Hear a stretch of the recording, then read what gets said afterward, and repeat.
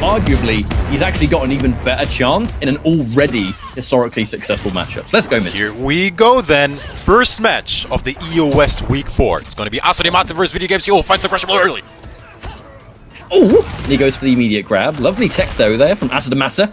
And now the emphasis on zoning out Fujin, a character with some of the best mobility in the entire game. Look at that wave dash. And goes very far. On the ground or in the air. Very evasive, this character. But in theory, it's going to give Video Game Joe a lot more utility. You know, when he played Cloudwalker before, even after Ultimate, going in with this variation where you simply take Arsenal instead of that air parry, it means that everything you can do is unchanged, but at the same time, now everything costs you less meter, the forward 3 fatal blow, the Fujin classic. And that could actually be the round, because that fatal blow does so much damage. Should be, yeah. There it is. Didn't even Bang. Final hit. I am always vigilant. We now go into round 1. But it's a comfortable round too. It's options. That really is the magic. What? Oh, counter hit. Oh, steal that from Rain. Give it back. Ooh. Half expecting a trip guard there, to be completely honest. That jump in scouted out by VGY, already done almost half-life. And now this is that element, right? Forward 3 into the immediate skywalk cancel. He's able to do those a lot more freely because he's not going to have to spend the cancel on the combo. Oh, that's a full punish. Wow. Oh, clean. What timing from Video Games Yo. Flawless blocks. Oh, the flawless block into the back too. Asadimata not ready for that one in this full string, connecting 13%. And it's going to be the needle for the chip. And a good, strong game number 1. Now, there's a reason I saw this matchup, Mitsuones, and I said, I think VGY, he already went into this as the favorite because he tends to beat Asadimata in bracket with Cloudwalker, and now he's playing basically a better Cloudwalker. So his good chances, they just got better, for lack of a better term.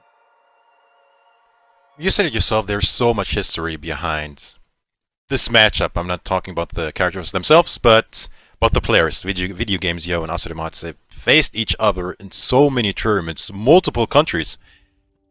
So it makes sense to see them both in winner's side of yet another top 8, and I think this is going to be very honest. This whole set, Cetrion versus Fujin, most likely. So Video Games Yo. There's not going to be a character change here. Video Game Joe has proven for months that Fujin is his character for Cetrion, especially now. And Asadimata has proven that he doesn't play anyone that isn't Cetrion anymore. He played a little bit of Shang before, but those days are long gone, I'm pretty sure. That wave dash movement. You can really see how easily Fujin, I say easily, wave dashing like that is not easy, but Fujin's able to just glide across the screen. So important for a matchup like this. Get the wins, keep him at bay. Hell's Wrath takes a big risk every time he uses it. We saw a whole bunch in game number 1 how often Asadimata did a Hell's Wrath right as Fujin just flies in there and then with punishes you as you touch the ground. Counter hit state. Ooh, Fujin likes that. Cancel. Oh, and it's a back one. Ooh, combo. Asadimata not going to break. The meter, very important. Oh, good challenge though, 1-1. Lovely. This is looking good for Asadimata. There it is again. Oh, doesn't quite manage to find it. Forward 3, successfully going under. Another catch.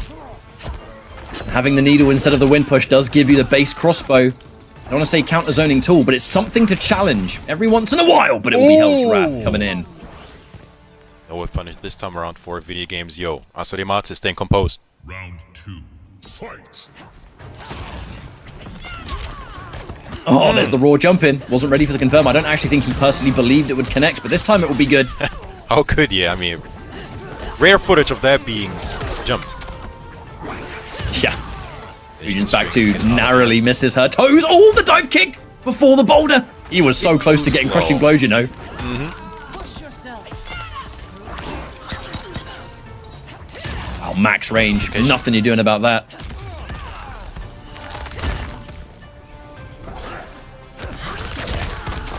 Another one. Oh, the trade! The trade shuts down the KB. The trade stopped it from crushing blow. Back two's going to get punished. And now he's going to lose half of that. Now 1 and 2 deadly wins. Ship him away. 9% left. Bang. And the raw pinata. Asadimata answering back. One apiece. Now, Convincing as well. I said after game one, there's almost no chance he's going to change from Fujin. I do actually wonder if there are any other characters he uses for this matchup, because really, like, I know that VGY plays. Oh, he's got a very American style, and when I say American style, I mean high octane, fast, aggressive, and more importantly, playing an absolute ton of characters.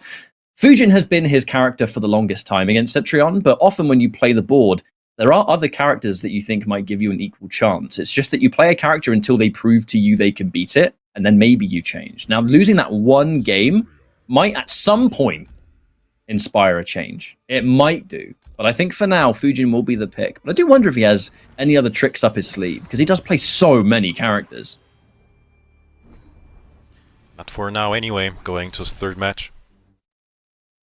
Going to be a straight rematch. From the variations as well, by the looks of it. Round one, fight. Here we go. Who takes the lead? Down 4 again. Natural barrier coming through just on prediction of a back 1. Fujin with a lot more range than you might expect. That forward 3 so good into the cancel. Even from those ranges, just look at the tools. The back 1, the forward 3, the back 2. Speaking of back 1, here it is.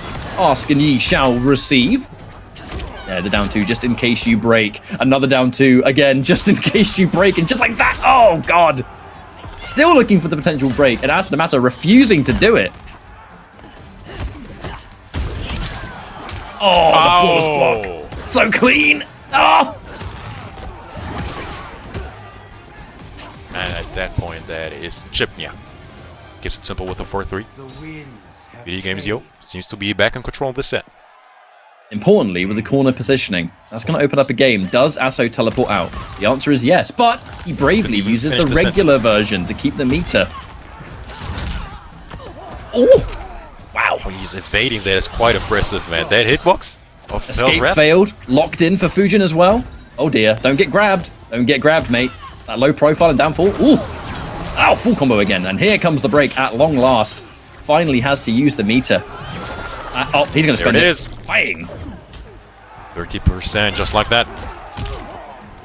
Oh, he's trying to punish him and wake up. Well, I think. That was an absolute disaster for Asadamasa. That was one of those kind of classic games where absolutely nothing you tried worked. You know what I mean? That sounds hilariously vague, but you ever have a game? I mean, we've all been there, haven't we, Mitsu? You have a match and just right as you press a button, they jump in. Right as you duck, they press a mid. Right as you try and, I don't know, you try and grab, they duck, or whatever it is. Just nothing works. That was one of those games that Asso just had to endure, I think. What an answer from Video Games Yo. Who takes control of the set, being 2-1 up on Asso Diamatse. Sub-Zero. Cetrion. Fujin.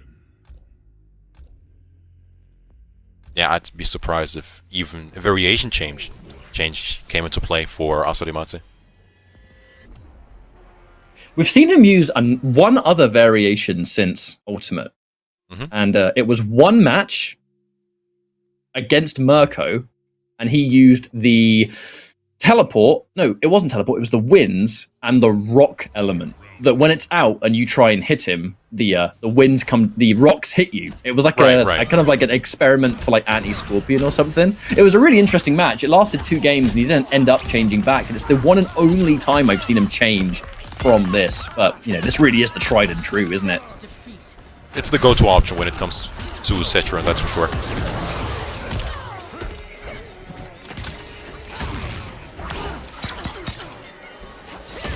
Amplification.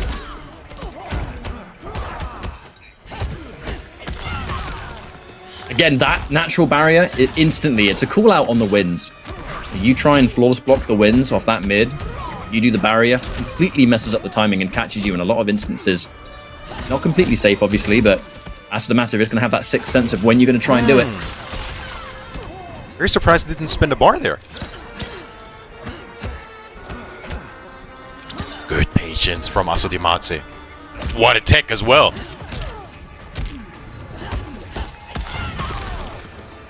And once again, probably blowing up that flawless block attempt.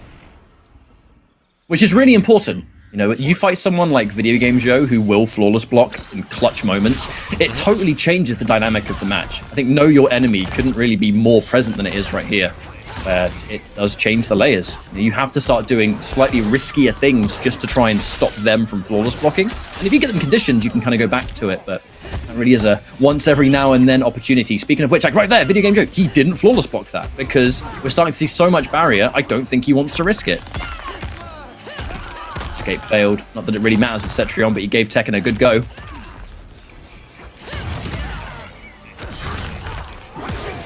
Oh, important cancel for Video Games, yo. That could have hurt. Oh, the whiff. What was this, MK4? Oh, that was risky. That was so cheeky. Ooh. Late jump kick.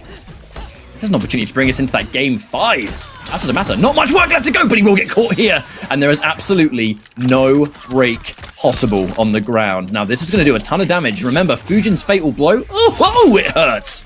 Now, what's going to happen afterwards? God, that did 38%. 2 buttons into fatal blow. What happened there? He whiffed the back 2. Right as he punished. Oh, that's a matter. He teleports right as he back 2s, but instead of a 2-hit into fatal blow, which would have won the game, he does a throw punish. Not optimal. And will it punish him with a series loss here, Mitsuones? No flawless block. Uh-oh. Qualification. Oh, dear. Neutral duck, I think. Another risky regular teleport. Can be punished and answered back. A side switch as well. There's no break there from Asadamasa. Gets hit by the jump kick. Too late to get anything, though.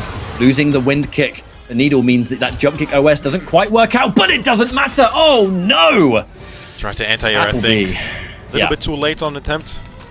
This is one of the most sarcastic friendships, and I will hear no discussion on the matter. Video Games, yo. What the kite. It's even got its own music. It's one of the only friendships where he gets his own music.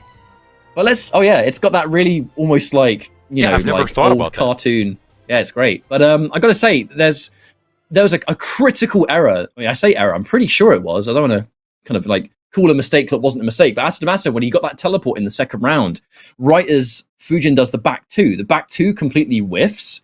And then instead of getting a 2-hit into fatal blow, because he did have the fatal blow, and Aso, he never misses those. He punishes it with a throw instead. And whilst it worked, it didn't kill. And that breath of HP that VGY had left was enough to win the round. Ultimately, winning the set. So GG's right there, but a big shame. A shame to lose in that way. But winner's bracket safety, so he is going to be losers now. Mm-hmm. And as you said, usually Video Games Yo does have the upper hand. So there is that. Before we go into the next set, let's talk a little bit about the audio catch-up. All our audio, official audio from the Pro Competition casters is going to be powered by Astro Gaming. So go ahead and visit astrogaming.com to find more information. All the officially licensed PS4 audio products which are available on the said website right now. It is indeed. Huge shout outs to Astro for providing the headsets that we are using as we speak. I really am in love with the Mortal Kombat panels that we got, because I've got like 3 of them and I just use, we go retro, we go classic with this one. But let's talk now about our next matchup, because one thing we haven't actually touched on is the sheer amount of Italian talent. The 2, I think definitely you can say most successful parts of EU right now is a combination of the UK and Italy. And Italy has been an online-focused community for Mortal Kombat for so long. They're fine playing online. They don't really mind having to, kind of play in this online realm, and they get involved in anything they can. And I truly think that the combination of Mirko, Asadamasa, and Zoka is the absolute finest display of the Italian community, because Zoka just brings forward this insane cabal. And it's not the cabal you always expect. He does know how to play the air, gas, dash, variation, but he plays so many other ones too that makes him a real favorite to watch. And then, the UK absolutely being represented by Raichu, by Video Game Show. Like even this variation, we have the hook grab for the combos, the dash cancel for plus frames and trickiness, and the low hook grab to establish mix-up. I think he even calls this variation like MKX character, because it has MKX level mix-ups that lead into plus frames. I mean, come on now. Here we go then. Second match of winner semifinals. It's gonna be Raichu versus Zoker. Scarlet versus Cabal. Gotta say, as we are on the NetherRealm Twitch, some of you might not know, Raichu, formerly known as Josh TQ, gamertag-wise, the Aron Black specialist who plays many other characters now with great success. There's Sindel, there's Scarlet, we've seen Fujin as well, and you know, there's just been a gamertag change, so don't get too confused. This is going to be Raichu for the future. Still sponsored by CGL alongside the brother, Video Games Yo. The Scarlet coming out today, and interestingly with this Scarlet, it's Retribution often instead of Boiling Point because it's the restand. And that's one thing I don't see a lot of Scarlet players use, to be honest. Really good this first round for Zoker, man. There's the mix again, mixing it right up. Zoker, an absolute master of Cabal, it has to be said. Tech. Oh, short hop. We mix it. And yeah, down one. It was this MK9. It's gonna be good. And Restand. all of a sudden, Raichu's back in the game. He's back in the game! The jump in straight into the fatal blow. The restand completely froze that neutral. Mitsuones. It did. If you knocked him down, Zoker, look how much defensive bar he had. There would have been some kind of mix-up where it's wake-up button, wake-up roll, or whatever. The second that restand happened and you just needed one good hit into fatal blow, it just creates an awkward scenario from that range.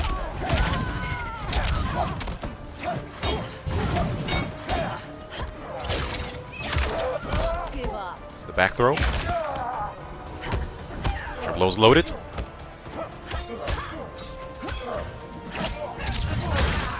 Beautiful anti-air armor broken as well. Ooh, from that range as well. That is tricky. Yeah, and never forget that the dash cancel does give you extra single hit confirm potential. That string being plus. Zoker showing it the respect. Reversal throw, counter hit. Man tried pressing a button right there. And he cancels to say safe, but the airborne scythe says get back down here.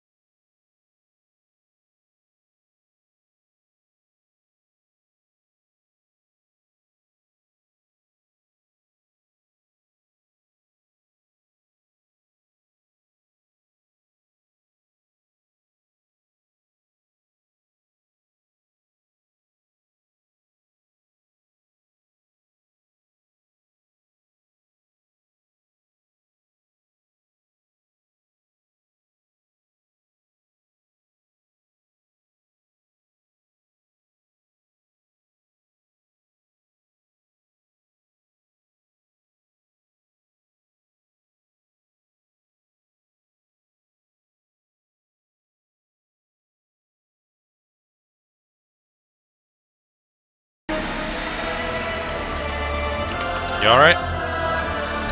Breathe, man, breathe. It's all good. Just take a breath. Oh, mics are hot, by the way. I think so. Welcome, everyone. You missed some custom. You missed some custom sound effects from your boy P&D Ketchup.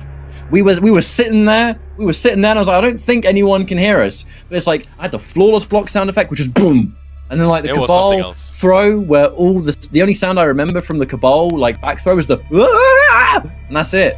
You know, and it was a round full of that. And now we're back. So on a serious note, sorry about that, everyone.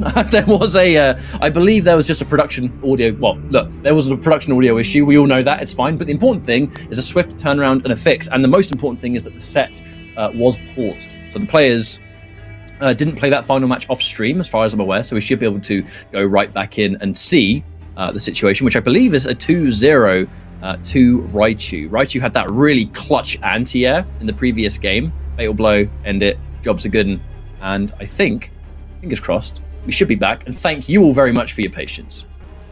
That was something else, man. That was probably the best commentary ever by Ketchup. He even commentated the soundtrack.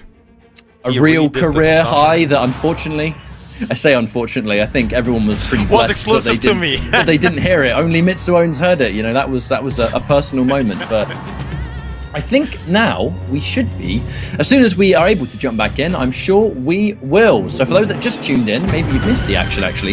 It was Raichu versus Zoka in the winner's bracket, and it is, I believe it still is, a 2-0 Raichu in the Scarlet versus Cabal matchup. But it's been close. Both games have been close, but Raichu with the clutch, as always. It is indeed going to be 2-0 Raichu versus Zoker, so thankfully we didn't miss the action. Now we shall have both of the fighters in the lobby momentarily to finish this set. So once again, thank you very much for your patience. Hopefully we'll see how the rest of the set progresses in just conclusion. Bit. Not quite sure where we're at. Let me just consult the chat.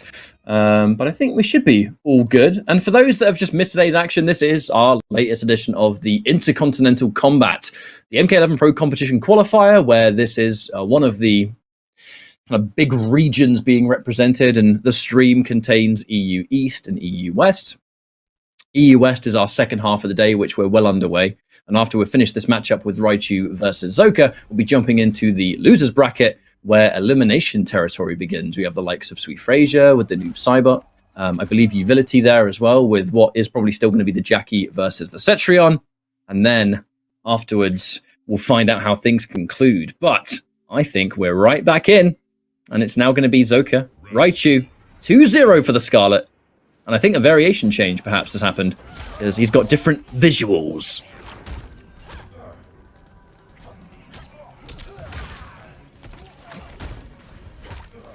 Now, this matchup in particular it's a game of patience, really, I think. You know, the rushdown, you have to know the nuances of both of these characters. But, doesn't overcommit. Oh, Raichu, he wanted that. We're punished so bad.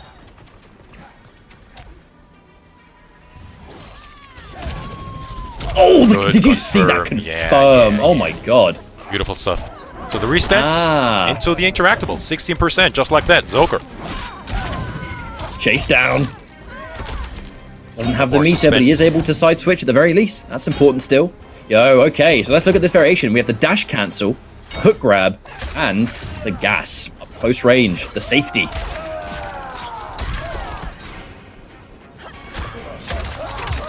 Does Raichu steal it again, man? Double fatal blow situation. You have 2, no punish on that. I mean, I don't think anyone was expecting an up 2. He gets the confirm.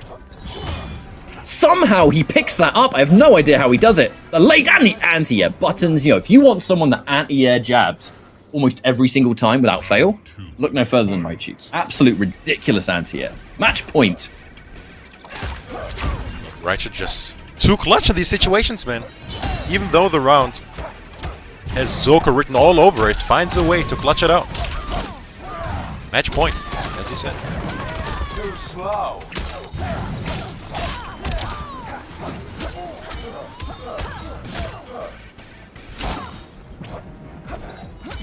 Oh, I love that empty jump. We're seeing so many empty jumps now because of flawless block, because of anti-air. Retribution, that's going to be a restand situation with a forward 2 into heal. Oh, so sneaky. All of a sudden, Raichu with the life lead. Thank you, Scarlet and the heals. Yeah, right? It's an element of Scarlet that it's hard to counter out when she's got 2 bars of meter. You know, one good catch, you take damage, she gains it. And then before you know it, the tides are turned. Again, another either attempt to flawless block or just thinking a stagger's coming and getting clipped plus frames. Ooh, the walk back overhead from a mile away. Oh, Wow. the KB! Raw That footage. did like no damage.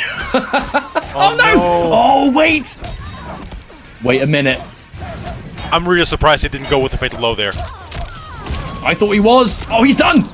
He is done. Now, That's it Raichu now. trying to go with the sneaky stuff right there. Trying to go with what normally is an absolute checkmate, but just not able to get enough damage at the end.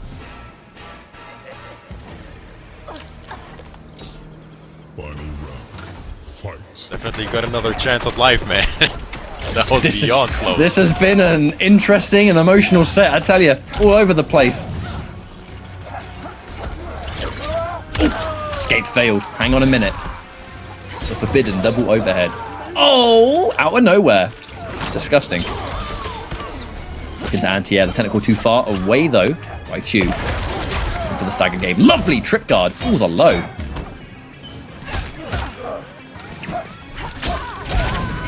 Oh, there's the back one.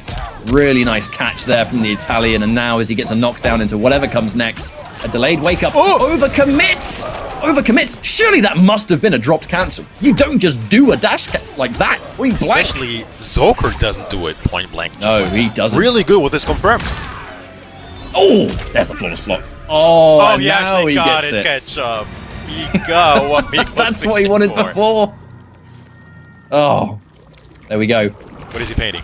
Talk to me. I got Quickly! Cabal's hair. Cabal's hair. Oh, never mind. Never mind. I was thinking it was going to be like Cabal's man bun, you know? Oh.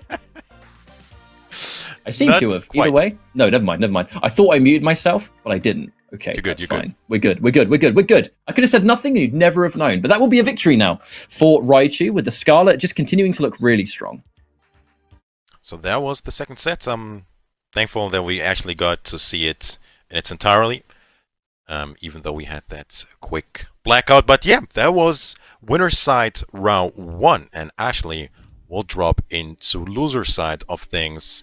And that's the stage where we say goodbye to a few players. So let's take a close look at the bracket and just a teeny bit so we can see how this tournament is progressing. And there you have it. Winner semifinals is done.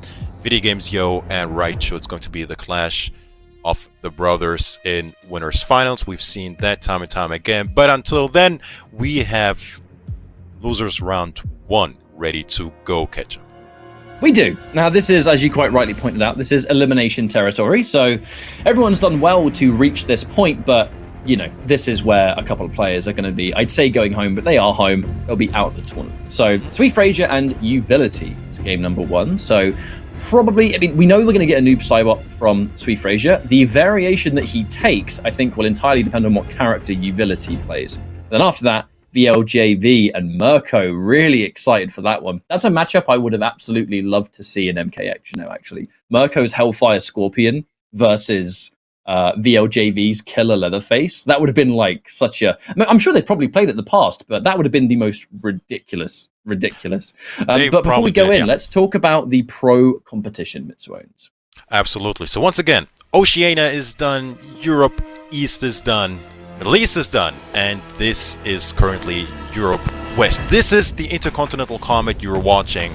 And of course, throughout the entirety of the pro competition, we also have North American League and the Liga Latina. Top 8 of each sub-region, respectively, advances to the regional finals. For the North American League, it's going to be top 16. Each regional finals will have $5,000 for the regional finals. For the North American League, it's actually going to be $10,000, so that is $10,000 for North America East and North America West, $10,000 respectively. So there is a lot on the line, and once again, this week does mark the mid-season. We have 4 weeks finished and 4 remaining after the end of this. And it's going to be interesting how the leaderboards progress and who solidifies themselves in the bracket or in the leaderboard, I should say, in the standings. It's very interesting to see. Almost all of these players are very consistent when it comes to placing. I think the only 2 players who are not in the top 8 so far in the leaderboards are Sui Fraser and EUWEST2021. So these guys have been very consistent with the placing. Yes, they have, because when we look at like Sui Fraser and EUWEST2021 definitely one of the newer players who kind of, they like their top tiers. They play Cetron, they play Jackie, but they play them really well, and that's what matters. And I think that there's always that level of kind of like competitive infancy when you're new, when you haven't played in loads of different tournaments. But EUWEST2021 is definitely starting to kind of refine that gameplay a little bit. There's less kind of like just all-out aggression, which can sometimes actually be a sign of nerves. When you're so nervous or anxious going into a match, you kind of don't play with a complete level of discipline, and that can sometimes work against EUWEST2021. And Sui Fraser, really one of the masters of Noob Saibot. Like, my favorite Noob Saibot to watch in tournaments. Special shout outs to Abyss, of course. I find them very similar to each other, actually. But there's just this idea of Sui Fraser doing exactly what I kind of wanted to see from certain specialists, which is take what Ultimate has granted you in custom variations, take your character where you've got so much variety is probably the right sentence, and then you just create a whole bunch of different loadouts for the characters you fight. And this is a great example, because against Cetrion, Sui Fraser likes to use that air teleport, low slide, launching teleport. And against Jackie, I believe he takes Spirit Ball, slide, and Sickle Snag, because the Sickle Snag conversions and anti-airs and stuff like that are really important against an airborne character. So we'll see what one we get a hold of so far. As we're trying to get both of these gentlemen into the lobby, as we take a look at where Sui Fraser, for example, stands, he's just outside the top 8, being at the 12th spot with 160 points, but I think definitely will make up some ground after the end of this week. So all of these points, of course, do not count this current week for placement. And he actually took it, very important as well to notice, against someone like Mirko. So that's why we see Mirko later in the bracket in losers. When we take a look at EUWEST2021, I think it's his first week catch-up. Am I right? I think it could be. It's hard to say, because this is the first time he has been in a bracket for Pro Comp under the name EUWEST2021, because there have been actually quite a few. I think he's been in a bracket before as MK Cetrion. He's been in a bracket before as Best Jackie EU. Oh. And this is the first time. EUWEST2021 is like the fully fledged like new gamer tag. I think those other 2 names were literally just, he didn't know. It kind of goes into just being new to tournaments, didn't actually know what he wanted the gamer tag to be at the time, and has landed on EUWEST2021 really kind of being, the one now. But that it has definitely confused the hell out of me. I'm definitely not ashamed to admit that. But you know what? It's EUWEST2021 now, and that's what matters. And as soon as the game is ready and the lobbies are good to go, rest assured, we will be jumping in. And sorry for the delays, everyone. As soon as the game's ready, we'll be in to chat about it. In just a teeny bit, we're still waiting for one of the players to join in. But interesting to notice as well, EUWEST2021 took it over the likes of OP and MK Javier. I mean, MK Javier, very prominent name in the EU scene as a whole, be it the open serious tournaments or the pro competition. So definitely coming out swinging, even though he's technically unseeded in the top 8. Yeah, which is always really weird, because Mirko is, we look at different players, like Mirko's here, and Mirko's been doing super well recently, especially in open series, was almost a 2-time champ, but I believe Asadamasa beat him like narrowly.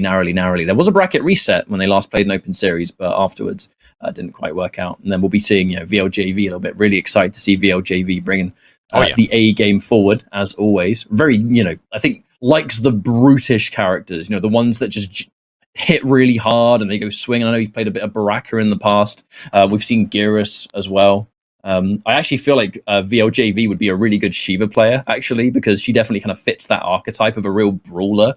And so much of that came from Leatherface, back in the day. That character, was swinging. And when he hit, Oh god, I had never, until I fought VLJV and MKX, I didn't know Leatherface had that much damage. You know what I mean? It was ridiculous. Yeah, I know exactly what you mean. It wasn't just only the damage. It was like, sorry to talk too much about MKX, but let me just quickly get this out. The poke into the chainsaw stance. We're here to talk about Mortal Kombat. We can talk about any Mortal Kombat. You're talking about down 3 chainsaw, aren't you? Down 3 chainsaw.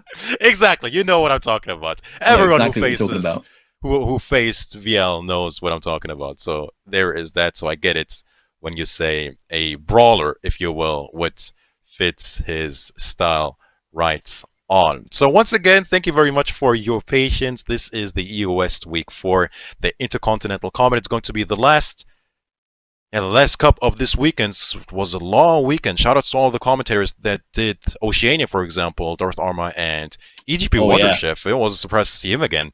Nice surprise. Oh, it was good. It was really good seeing Chef back on the mic. I'm going to be honest. So Oceania is done, Middle East is done, and of course EU East, and we only are a few matches away to find out who takes EU West Week 4 and becomes the champion. Man, you know what, Midtones, actually, as well. There's one big element, too, and while we wait for this matchup to start, we were just talking about Scorpion. There's something that really has stood out with me recently, and it was the latest week. I think it was week 4 of Brazil for Liga Latina. Conqueror won that tournament with all Scorpion, but it was Burning Spectre Scorpion. It was the Scorpion variation that has Sin Blade and Misery Blade, like the stance, we've got the poke, the overhead, the low. And it was exclusively that character and that one variation, and he won the entire tournament with it. And I kind of watched the VOD back, and it was a really interesting kind of like, I think I can safely say like a new take of Scorpion, where the teleport, we're so used to seeing Scorpion specialists, like the teleport is what you craft Scorpion around. Right. But when you play, I guess Conqueror, I can only assume, plays mostly that variation where the teleport is really unsafe and everything else. It wasn't a part of his game plan at all. The safety and everything else came from just Misery Blade, and it was so fun to watch this kind of new take. And it really reminds me that even though it's not an ultimate variation, it existed before. It's lovely to see players still kind of explore and push the boat out. Speaking of, it is going to be Jackie, which has meant that we have Spirit Ball, Sickle, Snag, and Shadow Slide. So that's thoroughly what I was expecting, and now the game is finally ready to go. So here we go then, the first match of the loser sides. Someone's got to be eliminated. It's going to be Sweet Frazier versus Uvility. Noob Saibot versus Jackie. A matchup that Noob Saibot, I mean, it's definitely not a matchup that he wins, but he has options. We start to see the development already. Sweet Frazier looking for the leap and doing the reversal up kick. He's looking for you to overextend and him to get an anti-air. But right now, there's the anti-air standing 1, and he gets the Sickle Snag. This is exactly why he takes it. You anti-air, I get 30%.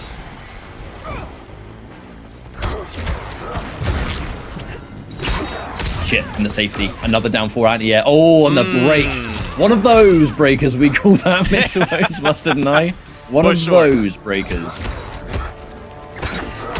And even down 4 into the slides. May I say that is a sick-looking Noob Saibot, by the way. I feel like every Noob Saibot uses like the new time skins, but they take the different colors and their gear is totally different. Like everyone uses the same skin, but it doesn't look like it. Everyone has their own separate swag. And I appreciate that. Spirit Ball. I want to stay a bit safer. The 2-1-2 in the corner, deadly. The damage that you can get from it, even with a Sickle Snag, teleport, doesn't matter. Side switch, important change of momentum here for Uvility. The jump in, no amplify, no shrapnel blast. Only now it comes, and he's looking for the punish. But he sees it blocked. I like that. Doesn't do 1-1-3, just does the 1-1-2. And yeah, get out of my airspace. Look at the respect. Down 4, walk up grab. That will only exist when Shadow Slide is a thing. Respect from Sweet Frazier, man. Not afraid to just block. No anti-air attempt, walks into the flame carpet. It's pushed in, it's rather raw down 2. That's it. Breaker is used. Saved his life. Back 1 again. I was half expecting it. Never mind. Ooh. Oh. That's going to be a swift win. Swift victory here for Sweet Frazier, who I got to say, I've been watching his growth as a Noob Saibot player for many months in the Open Series, and he has gone from absolute strength to strength, and having access to better moves or better move combinations in Ultimate has allowed him to thrive so much. Now, you look at this matchup, Jackie versus Noob Saibot. Noob has, he's got options, sure, but he is so good at every top tier matchup. He's hard to count out. He's a real favorite for me to get far in this tournament today, and he proves it every time.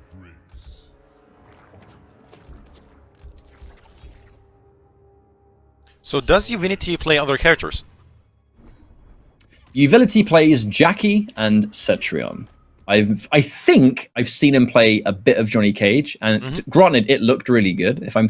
He's gone through so many name changes, I get a little bit confused because we do so many players, so many weeks. But I'm pretty sure I've seen Uvility pick Cage as well. But that was once. Every other time it has been Cetrion and Jackie, and I know Jackie's the favorite. The interruption, the 1-1 knocked out. Oh, and that's the classic. Call that one the Mighty Unjust. You do Shadow Slide on block into back one because they press. Ooh, counter hit C. Let's go. Clean jumping with grab. Uvility getting caught. Oh dear, that is a horrible grab to get hit by, because now Noob Saibot where he wants to be. The wake up down one. Ooh, that's certainly one way to squirm your way out of a corner, and Sweet Frazier likely to lose the round the way things are going, unless he lands a major hit now. Don't forget, Noob Saibot hits like a truck. She's a 950 health character. One clean hit. Oh, he wants it. Very good poke. Very good poke. No, what an end there though. Oh, he had it. Missed the ender. Oh, that's it. Wow. Got multiple individual hits. Yeah, there was a scramble, but got that ever so important hit and... I mean, we had a chance for some real swag there, Mitsuones, because it was anti-air standing 1. He tried to do 1-1-3. That would have been a sickle snag, and it would have been back 1 into fail blow. And it probably would have been like a 45% anti-air. But you know what? Shoulda, woulda, coulda. He's used it anyway. Clean punished. But the 2-1-2, interesting. The 2-1-2 punishing the dash punch actually connects from further away. I wonder if that forward 2 is much harder to land. Another drop from Sweet Frazier. Uvility hasn't been flawless either. I think there's been a little bit of all over the place execution, but a lot more damage coming from Sweet Frazier. And every time Uvility tries to pressure, we've seen consistent anti-airing. It just looks like Sweet Frazier has the upper hand at range, has the upper hand at close, content to block. Not going to anti-air again. A 6th sense for when to interrupt. Now finally Uvility finds something at the break to shut down the KB. Stop the damage from being too great. The whiff punish on the 2. Ooh. Not going to be able to get much though. No meter. Uvility constantly out of bar to get damage. He was still in that flame carpet, man. He just took so much damage over time. He was content with it. Just sit there. Don't get hit now. It's going to be the game over with Noob Saibot's damage output. Especially now he's built up the Shadow Slide. Anti-air. Breakaway used. Oh, and he's done. Absolutely done. I mean, he's so consistent with the anti-airs as well. When do you ever see a Jackie get anti-aired? So many times, so consistently. It's why Noob Saibot is a decent character at using against Jackie. Again, I don't want to make it sound like I'm saying he wins this matchup, but he has options. He has, raw up clone for that jump distance where leap is normally quite oppressive. If she's close range, he's got the anti-air down 4. He has the anti-cross up down 1. Standing 1, clearly a fantastic anti-air because it's fast and it hits really high up. Now, Uvility, the Jackie hasn't worked. Are we going to see another character? The Cetrion, perhaps. But Cetrion, I wouldn't actually say with a straight face that he has an advantage picking Cetrion, because he might be able to beat this variation, but Sweet Frazier has the luxury of changing to his Cetrion variation. So it's actually, although Uvility can change here, Sweet Frazier still has the upper hand, even if he loses this next game. But it will be. Never mind. Jackie still. I'm seeing people in the chat room not knowing who Sweet Frazier is, being like, oh, this Noob Saibot. I told you, my favorite Noob Saibot to watch, and this is why. Sorry to cut you off, by the way, Mitsuones. Take it away. Sweet Frazier. I mean, if he takes this, that would be a lot of points. I think 140 points. He's currently sitting at 160, so is almost doubling his points. Could very well be making it into the top 8 standing after this performance. I mean, technically 1 game away, potentially. It doesn't necessarily end here either. After that next game, Sweet Frazier has every opportunity to get minimum losers finals, and we've seen him be able to do just that in the past across countless open series. Anti-air down 4. Man, buttons and buttons and buttons, and Sickle Snag makes every single one of them do 30%. It's good buttons. Good buttons. Noob Cybot. Oh! Thing that wasn't in the corner. Looking for the anti-air again, but I think EUWEST is so used to getting anti-aired there, he himself is not believing in those jump-ins. That didn't combo. Yo! Neutral duck. Ow! Always has the answer, it almost seems like. Sweet Frazier. Round 2. Fight. It's on match point, so it eliminates EUWEST. Now that Spirit Ball, something we haven't really talked about, but it's a 9% projectile that's +5 on it. It's one of the most underrated projectiles in the game. A really good trade for Sweet Frazier because he gets the knockdown situation, puts himself out of the corner. Grenade Launcher has done absolutely nothing in this matchup, which is a rare sight, actually. But it will melt his feet now, even He's though around he's with it. legit. He's wearing shoes. Noob Cybot never wears shoes unless he's wearing this skin. Escape failed. Oh, we already had it. Never mind. I don't know what I'm talking about. Oh, it's still there with the punish. Gotta make it count. And to drop again. I mean, it really makes you wonder. Don't get hit now. For the love of God. The fatal blow is ready. No! Confirm! EUWEST had an opportunity. But that will be it. Finally finds the round-winning confirm. EUWEST is really has to tighten things up here to stay alive. This loses round 1. He's getting those individual hits, but the execution kind of letting him down. To enforce the mix that's kind of not a mix, but definitely still hits people. The 1-1 slide versus 1-1-2 short hop. Wait a minute. All right, EUWEST coming alive. And yeah, down for whiffs. A lot of meter is getting spent here. Mitsuone's meter that you'll need to break away against the damage of Noob Cybot. It's coming Thankfully, back. EUWEST won the round that KB throw was used, though, so that's a good win.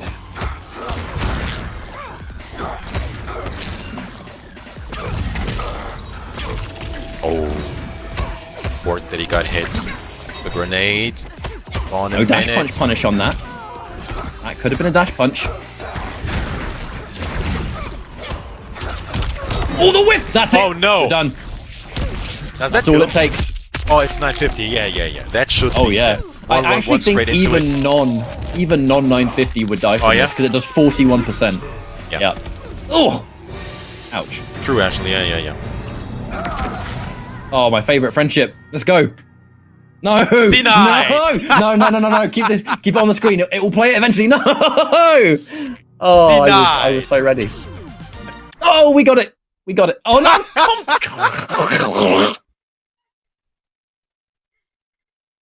Not only did you get denied, you got denied twice, Ketchup.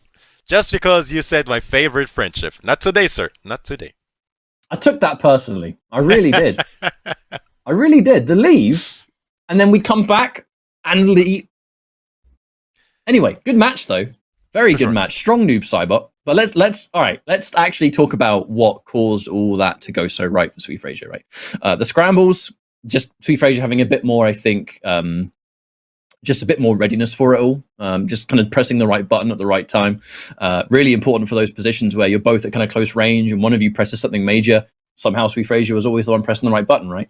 In these stressful situations. But also just having a real handle on the matchup. Anti-airs on point. Nullifying a lot of that pressure and the threat that Jackie brings. Sweet Frazier played that matchup so well that it was hard to count him out. It really was. And I can't say I'm surprised by the result. So there is that. Unfortunately, that means that EUWEST finds himself being eliminated from the tournament, goes home being the 7th placer. Still quite a few points, 70 points, so who knows where he ends up at the end of the season. But for now, the last set of losers round 1. It is going to be VL versus Mirko. Now, this is going to be a very interesting set for sure. That's what I call it anyway. I'm excited. I am. This is a matchup that you could see it in MKX, and it's good. You can see it in MK11. Oh, it's going to be good because we have Mirko coming in with the Scorpion, which historically, you know, we've seen a lot of the Reborn originally before Ultimate. And now, as we have Ultimate in the fray, he's really found his footing with the Burning Spear. That spear buff is something that he thrives on. And while we get this lobby underway, I'd like to remind everyone what the PS4 Tournaments is all about. It really is your one-stop shop for getting involved in competitive Mortal Kombat, because we have the Pro competition, which you're looking at right now for the Intercontinental Combat, but there is also the weekly Open Series. It's right there, compete.playstation.com. Get signed up, get playing. We'd love to see you. Open Series is weekly prize money and a monthly finals. The next qualifier for that is going to be Monday for North America and EU/CIS. So get involved there. If you play well, you'll get invited back on the Tuesday to play for money, and the monthly finals, which I believe is 3 days after, but I'll have to double check. You can find it all in the competition center. More reasons to go on the website. But now let's start this next matchup. Just waiting for them to get invited. And as you touched on, we're getting spoiled with MK action. I mean, we are. Almost every single other day, we get some high caliber tournaments when it comes to MK11 Ultimate. So big thank you to PS4 for presenting all the goodness. Now, once again, let's talk about this final set of losers round 1. Who do you opt? Oh boy, never you mind that. It's going to be Garrus from VL. That was going to be my question. Now the question is actually what variation. I think it is the Sand Simulacrum we've seen from him, and there it is. Shifting Sands, the Simulacrum, and the Quicksand. So I really think this is a good pick for VLJV, because he, like I said kind of earlier, he's a big fan of those characters that are kind of like just brute force.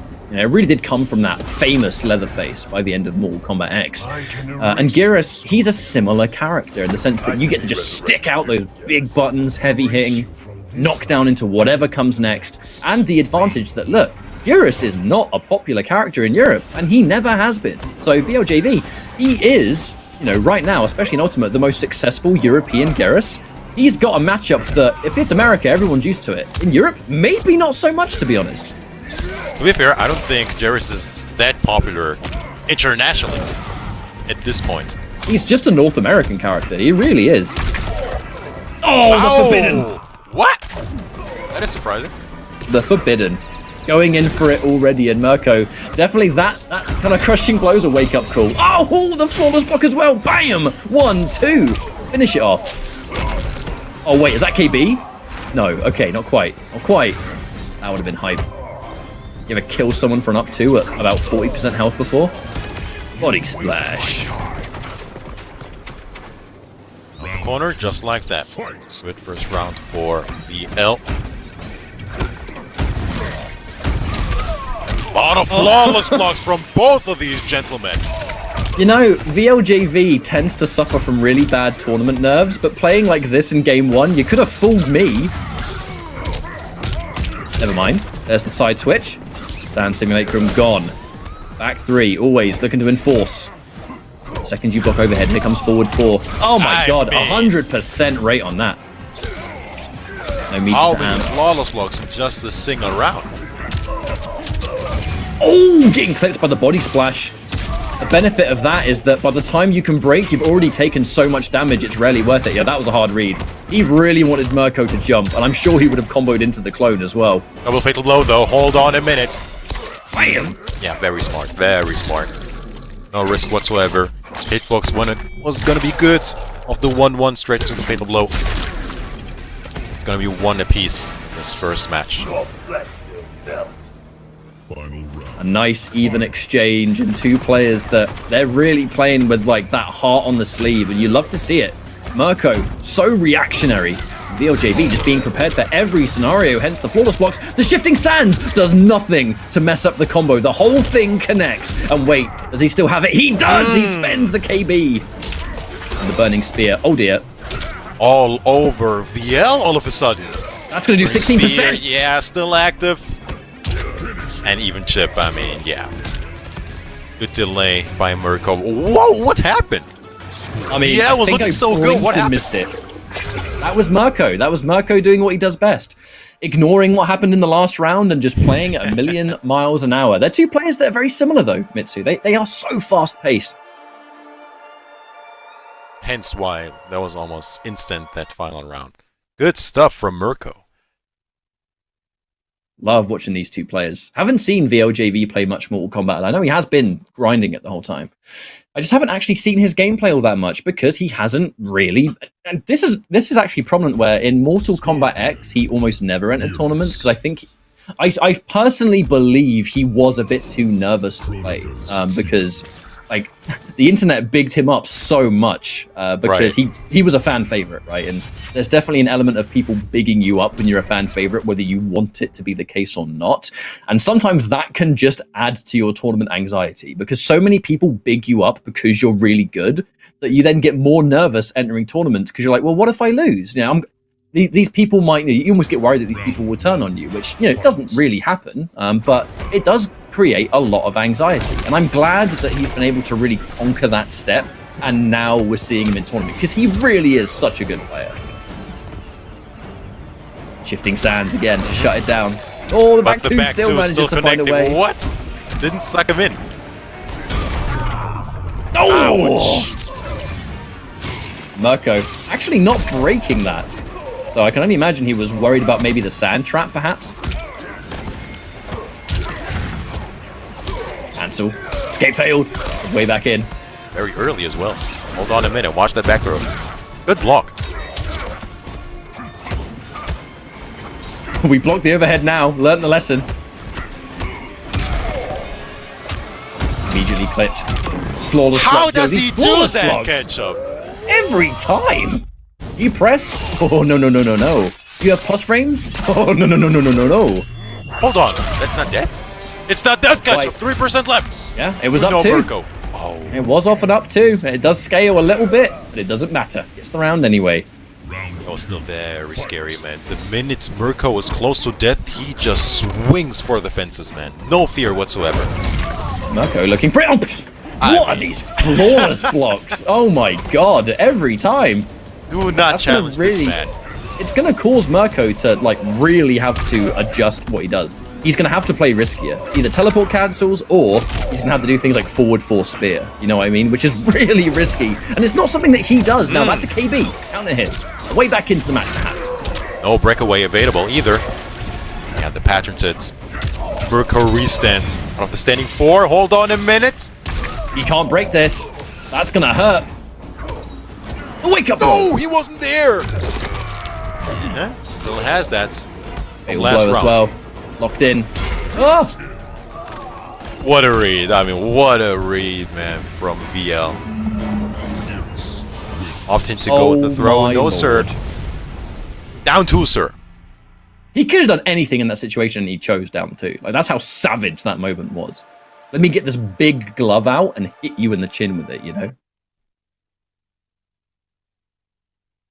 So, you know, for someone who is usually dominated by his German nerves, I think is doing quite well for himself, to say the least. Yeah, I mean, that really is it, though, is that you would never really be able to tell that he gets tournament nerves by the way that he plays. 100%. I think that, you know, that when you get tournament nerves, the anxiety, and this is actually, I do not want to make this about myself, but this is coming from personal experience. When I used to compete, I never conquered nerves. I never got over it. But you often find that, at least in my experience, that when you get tournament nerves, it's the anxiety before the match. But when the match is live, you tend to be all right because you're so focused on the game that a lot of other feelings tend to go out the window. The anxiety of it is worse than the actual playing because you're so focused and used to it. You can just do your thing. And doing your thing, that's what VLGV's been like. And he's doing his thing and he's playing brave, confidence in his plays. Now Mirko getting that first hit though.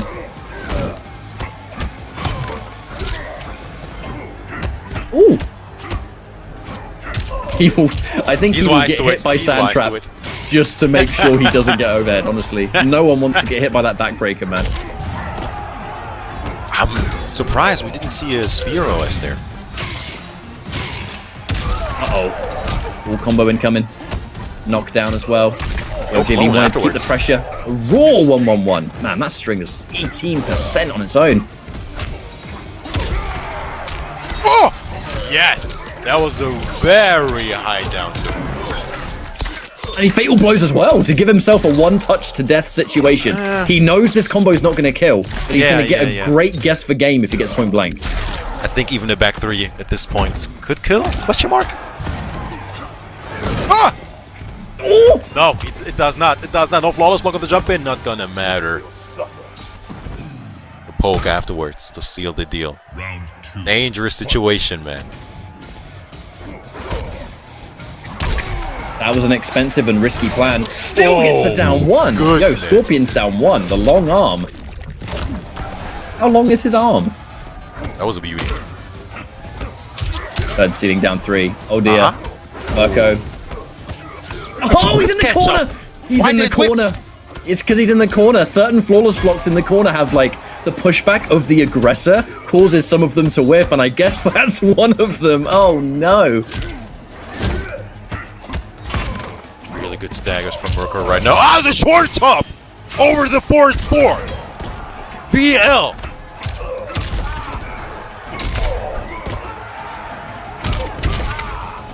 Good for a 3.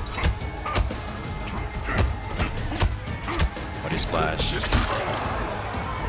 Good trade. Wow, just fully committed into the teleport. We get a toasty as well. VL with the patience. Very good stuff to keep himself alive in this match 3. Jump in. Oh, the spear OS, but not quite at the right height to make it work. I'm gonna get that forward 2 tick. This is an element of a mix-up that we actually haven't seen VLJV use yet. That forward, like, 2 into the command grab. That's the first time he's done it all set. Oh, the jump in scoured out again. Breakaway. Doesn't have the defensive bar for enough to. No, sir. Which is why Mirko's gonna go for it. Yeah. No risk anymore. Speaking of, He's doing it a lot. Very good pickup. The anti-air. the double. Not quite. Lose the positioning. Some damage as well. Oh dear. That's going to do so much damage, even without the amplify. 1% in it. And he goes for the... Oh, no teleport. He's going to come through here for Mirko, but these are some bloody good games, Mitsurones. Let's be honest. Exactly what we expected, I believe. Very high sets between the Italian Mirko and the Frenchman VL. Now, don't count out VL just yet. I do believe that he sticks with Jerris. But still, man, this has been a back and forth set. That's for sure. Both of these gentlemen trying to stay alive in the tournament. Once again, this is losers. Someone will be eliminated. Shaolin Trap Dungeon. I think, looking at the points, VL definitely needing this win more. He's just inside top 8 with 270 points. Mirko being a bit more relaxed at 5th place with 350 points. But still, man, we still have 4 weeks after today's tournament, so anything goes at this point. Realistically, both of these gentlemen need the win. The great set so far, though. I think both players will be happy with getting the win here, but it's definitely been a really solid display of just what they bring. Oh, point-blank shifting sands, but it does pull Mirko away. It looks like a weird thing to do, but the fact that it messes them up, sometimes you can become punishable on hit being in there. So definitely helps out. Ooh, mind though. Here comes the spear.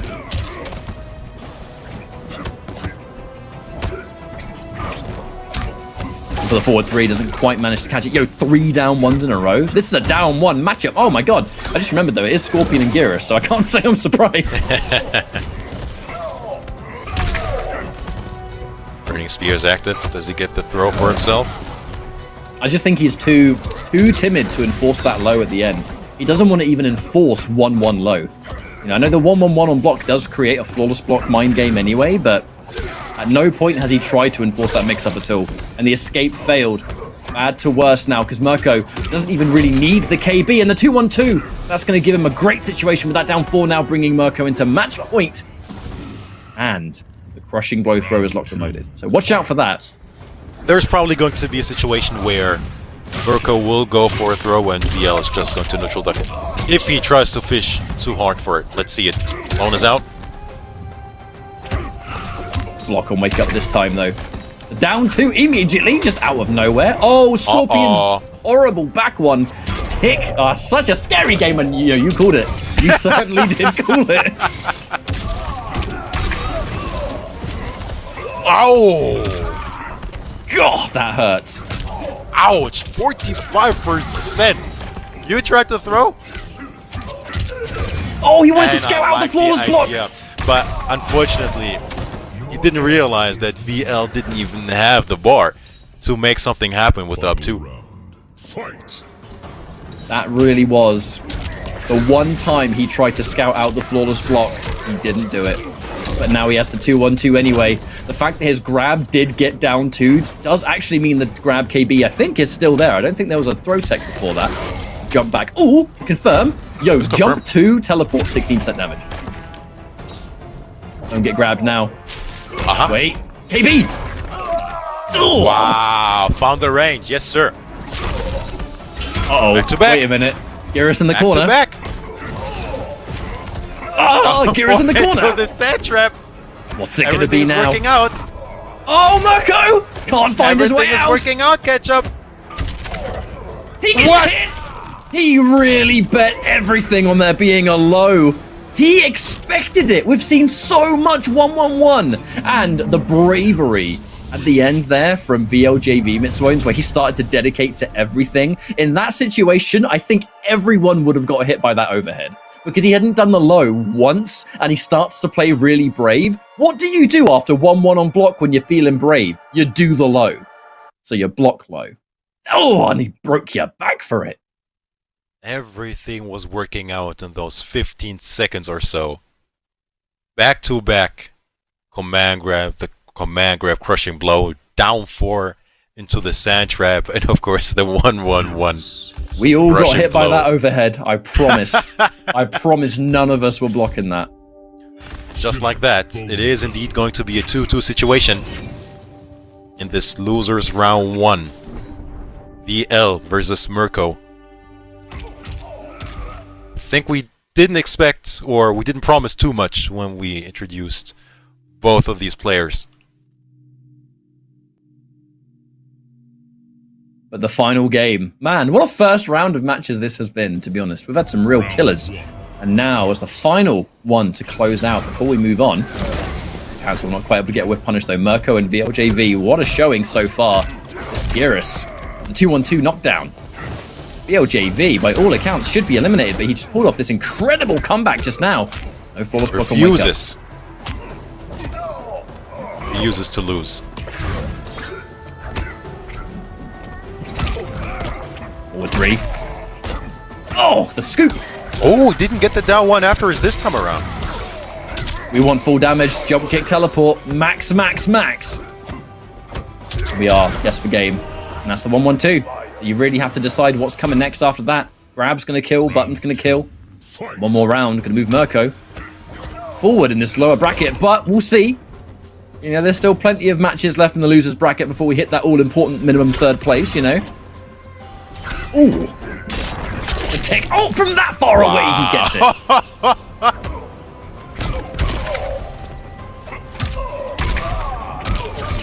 Does he have another comeback in him? He's mounting it. He's working it. Oh dear, this is disgusting in the corner. The sand clone, the plus This is frames. happening. This is happening, Ketchup. Ooh. Nah, I'm calling. In a second. I'm not getting too excited. This is going to be a final round situation. I believe it. Oh, I believe it indeed. Here we go then. VL versus Mirko. Final round. Both full meter. Both have access to Fatal Blow. One is going home. That down 1 is just not working at the moment. He gets the down 2 at least. You know, it's better than nothing, but you know he wants the full combo. Speaking of which, manages to land one. Oh, the counter hit. Uh-oh. No breaker either. Needs to be really careful now, Mitsuones. One more mistake could be big, big damage, especially with Burning Spear. Speaking of... Oh.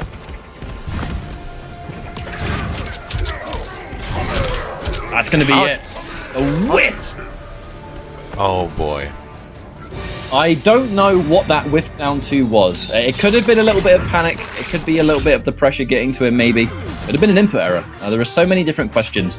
But it will be a down 2 anyway that just completely misses and gets clipped at the end, with Mirko moving on. But gotta say, that's one of my favorite sets I think we've seen in pro competition so far. That was a good time. That was, I think, one of the best sets we've seen today, that's for sure. And it was such a long and grueling set as well. But unfortunately, there can only be one. It's that stage of the tournament, loser sides, and Mirko somehow clutching it out with that patented Scorpion.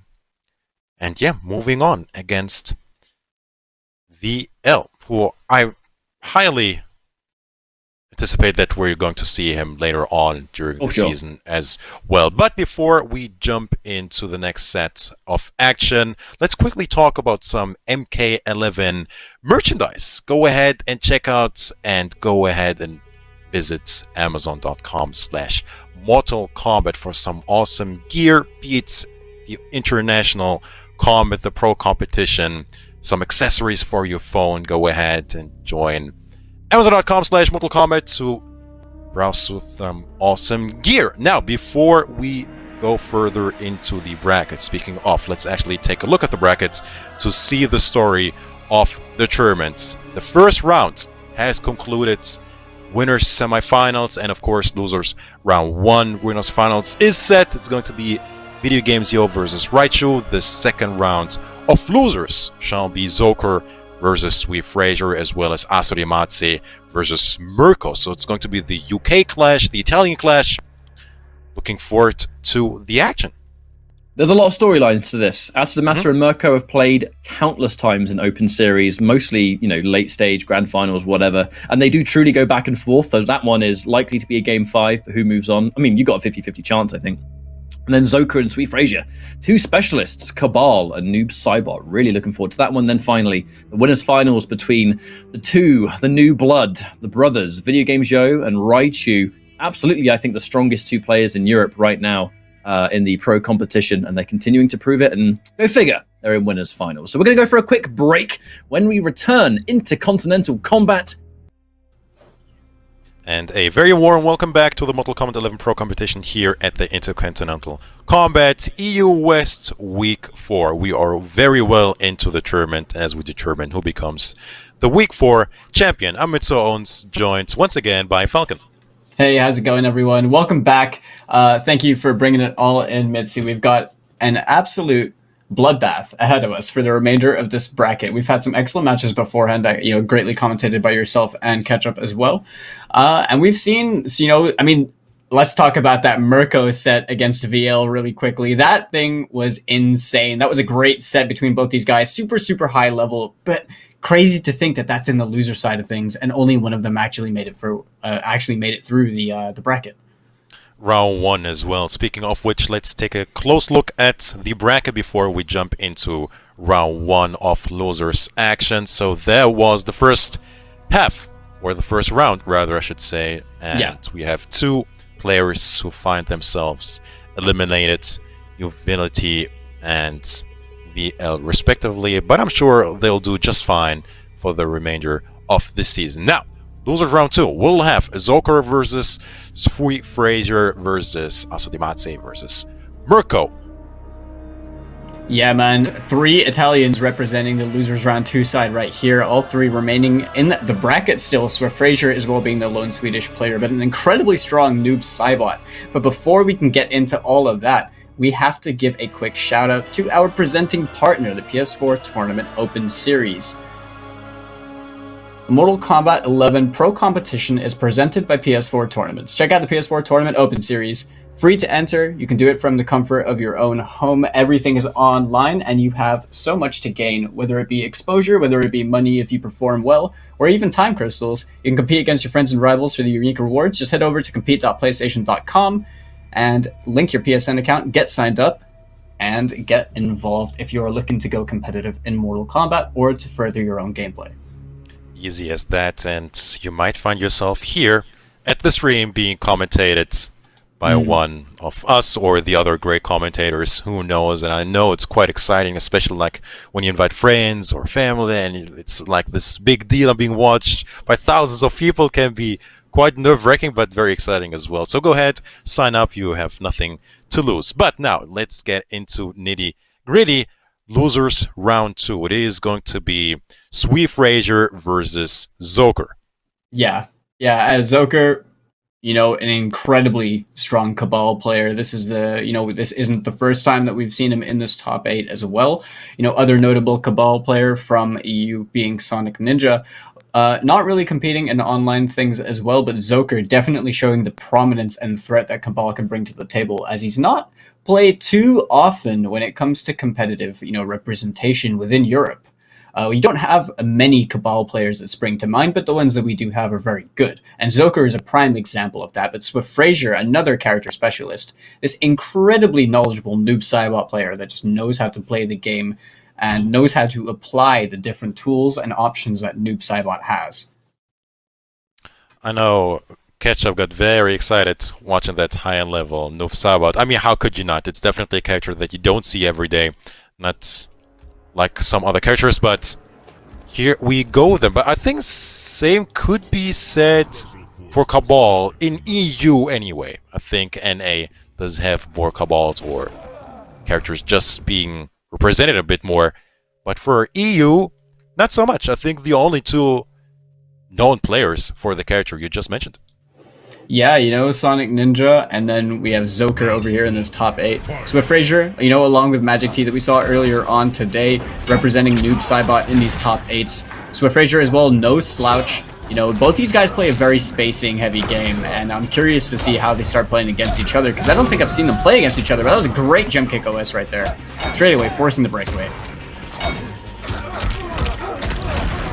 Unsafe, he's going to eat that 25%.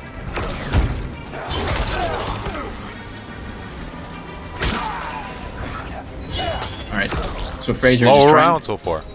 Yeah, definitely. They're both just, feeling out the space right there. Commitment to the Nomad dash, but ate the Ghost Ball to the face. He's gonna find a confirm though, is Zoker. No breakaway for Sir Frazier.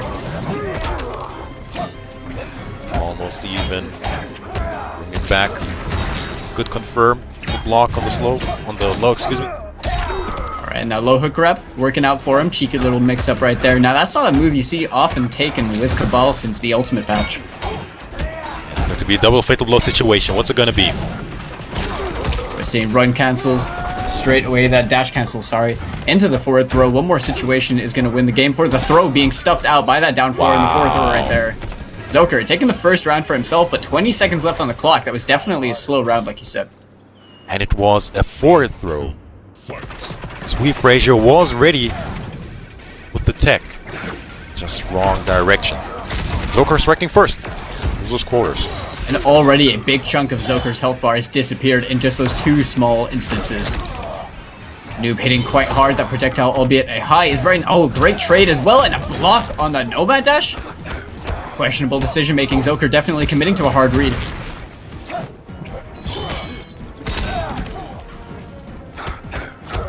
Alright, Swift Frazier, he has the corner positioning. He's got a huge health lead right now as well. Checks with the down 3 and confirms. Keeps Zoker standing enough for the throw. One more. He's gonna take it. And the 1-1-2 to close things out. Swift Frazier tying things up at 1 round apiece. Joker has to fight his way out of this corner, man. He is just being bullied in there, just like that. I think he performs way better when not being cornered. Definitely, but he definitely distributes the business when he has people in the corner, as we're seeing right over here, as he's slowly taking down Swift Frazier's health bar, approaching that halfway point on the life bar. More dash cancels. Swift Frazier trying to use that back one to fight his way out, maybe fishing. Oh, is he gonna spend the KB over here? Does he have that from earlier? He does, indeed.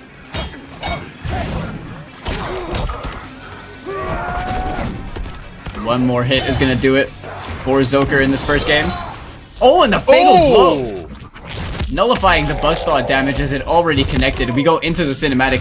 This could potentially be the start of something. Noob is a character that hits hard, but without that fatal blow to confirm into, as the ender, it's going to be tough. Man. He needs so much more than that. Yeah. Just a Really? little poke to stop Yeah. whatever was coming. Just a wise check from Zoker at that space, as you know, Noob doesn't have the advancing mid to threaten you in that situation. Just checking him with the low, and Zoker taking the first game over here. But it's been very back and forth. Both players, when they had the control of the corner against the other person, made full use of that. You know, they maximized the damage output that they could. whilst having their opponent in the corner. But the moment we go back into the neutral, it's very patient. Noob Saibot. Cabal. No surprises here. I think as expected. Actually, as I say that, I don't know about the variation.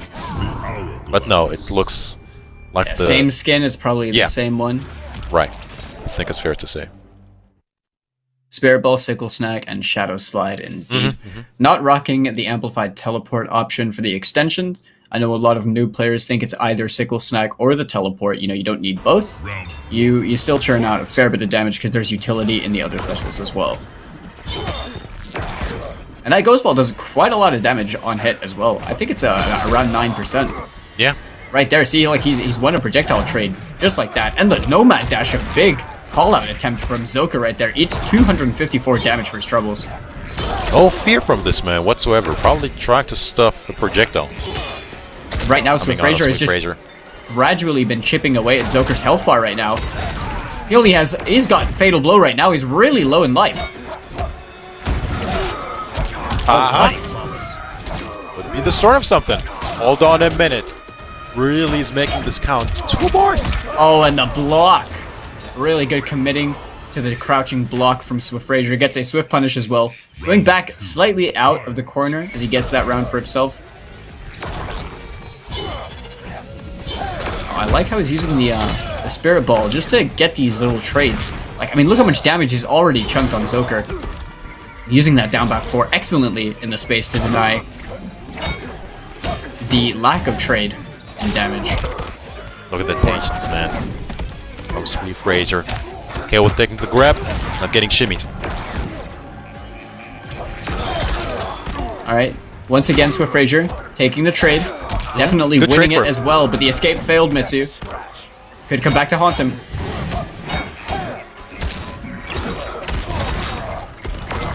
Press a jump, gets a slide instead. Speaking of jump over the throw.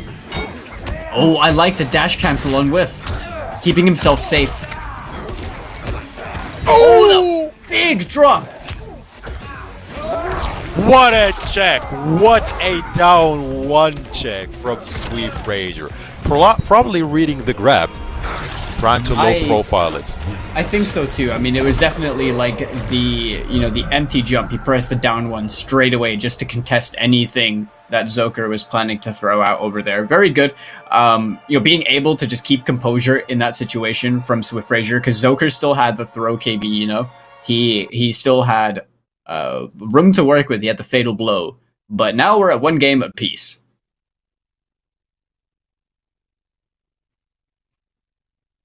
So once again, I think would be surprising if there was going to be a character change, but I think this isn't even a matter of characters.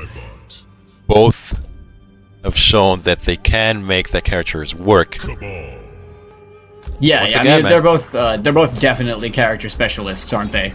Right. Just known and representing their characters, having played them pretty much the whole time that I've seen these guys in competitive Mortal Kombat rocking these characters. And, really, really high-level European players.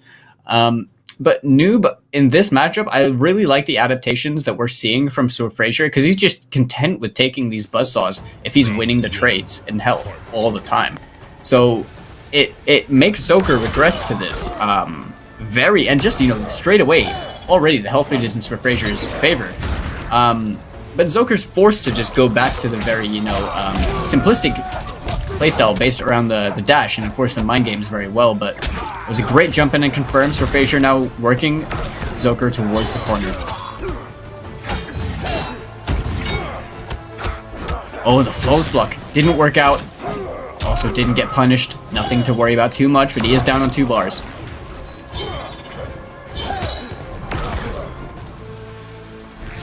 Slow round again. Lots of zoning. Really is a down 4 Antia right there. Confirms it into the slide for a cheeky 27%. Now the health bars have instantly been shifted. Swift Frazier now has the health lead. Fatal Blow on the side of Zoker. Gonna have to be careful with the down back 4. Trades with the air saw, and the slide is gonna close out the round. Swift Frazier for the first time has the lead in the set.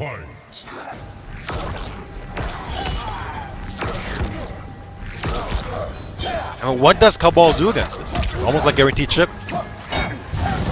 Just gradually work his way in as he would against any other character that is, you know, ready to throw projectiles in his face. Now, this is one thing that Cabal doesn't excel at, is one of the major things is forward advancing movement. Being forced to chase him down is being quite difficult for him, as Frazier cashing out in huge damage right there and packing on nicely towards that KB with the 10 shadow requirement. I mean, that's also an option, just flawless block all the ghost balls on the way in. No chip. I think he's blocking because of the fear of the slide. I think you're right. Alright, clean jump. Oh, gets the punish. That was great. Tried to call out the armor break as well.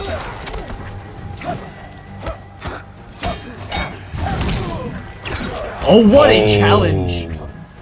Didn't commit though, Mitsu. Oh, the jump kick OS didn't work out for Zoker. But he's safe. Anyone's It's gonna be alright. Not getting shimmy. Nice patience from Zoker. The challenge again.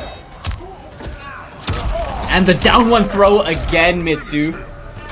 Frazier now up on the game. 2-1 over Zoker, bringing this back around with one very basic strategic adaptation, and it's worked out so well for him.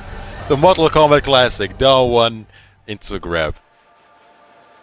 Easy conversion of the plus frames. So sweet Frazier looking really good, man. And at the end of this tournament, don't want to do the math, but he might actually end up in the top 8. Once again, he's currently 12th in the standings with 160 points. Win over Zoker could very well get him into the top 8. Top 8 now being currently taken by Zoker as well as the 6th placer in the leaderboards with 280 points. So he's sitting a bit more comfortably in the standings. He was definitely performing very well in previous Pro Comp Onlines. You know, he snagged himself some really nice points and sitting comfortably right now. And it is that top 8 that is going to be there qualifying in the regional finals for a chance at the bigger money. So Frazier now definitely fighting for more points. He is outside of that top 8, as you mentioned. Definitely looking really good right now in losers quarters.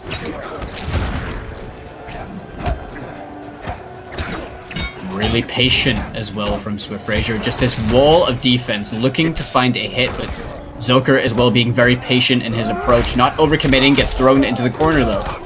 It's just not getting hit. Sweet Frazier is so hard to open up, it almost seems like. He's just not biting against the mind games that Zoker is trying to enforce, but a nice confirm, gets 227 damage and has a great positioning at the corner.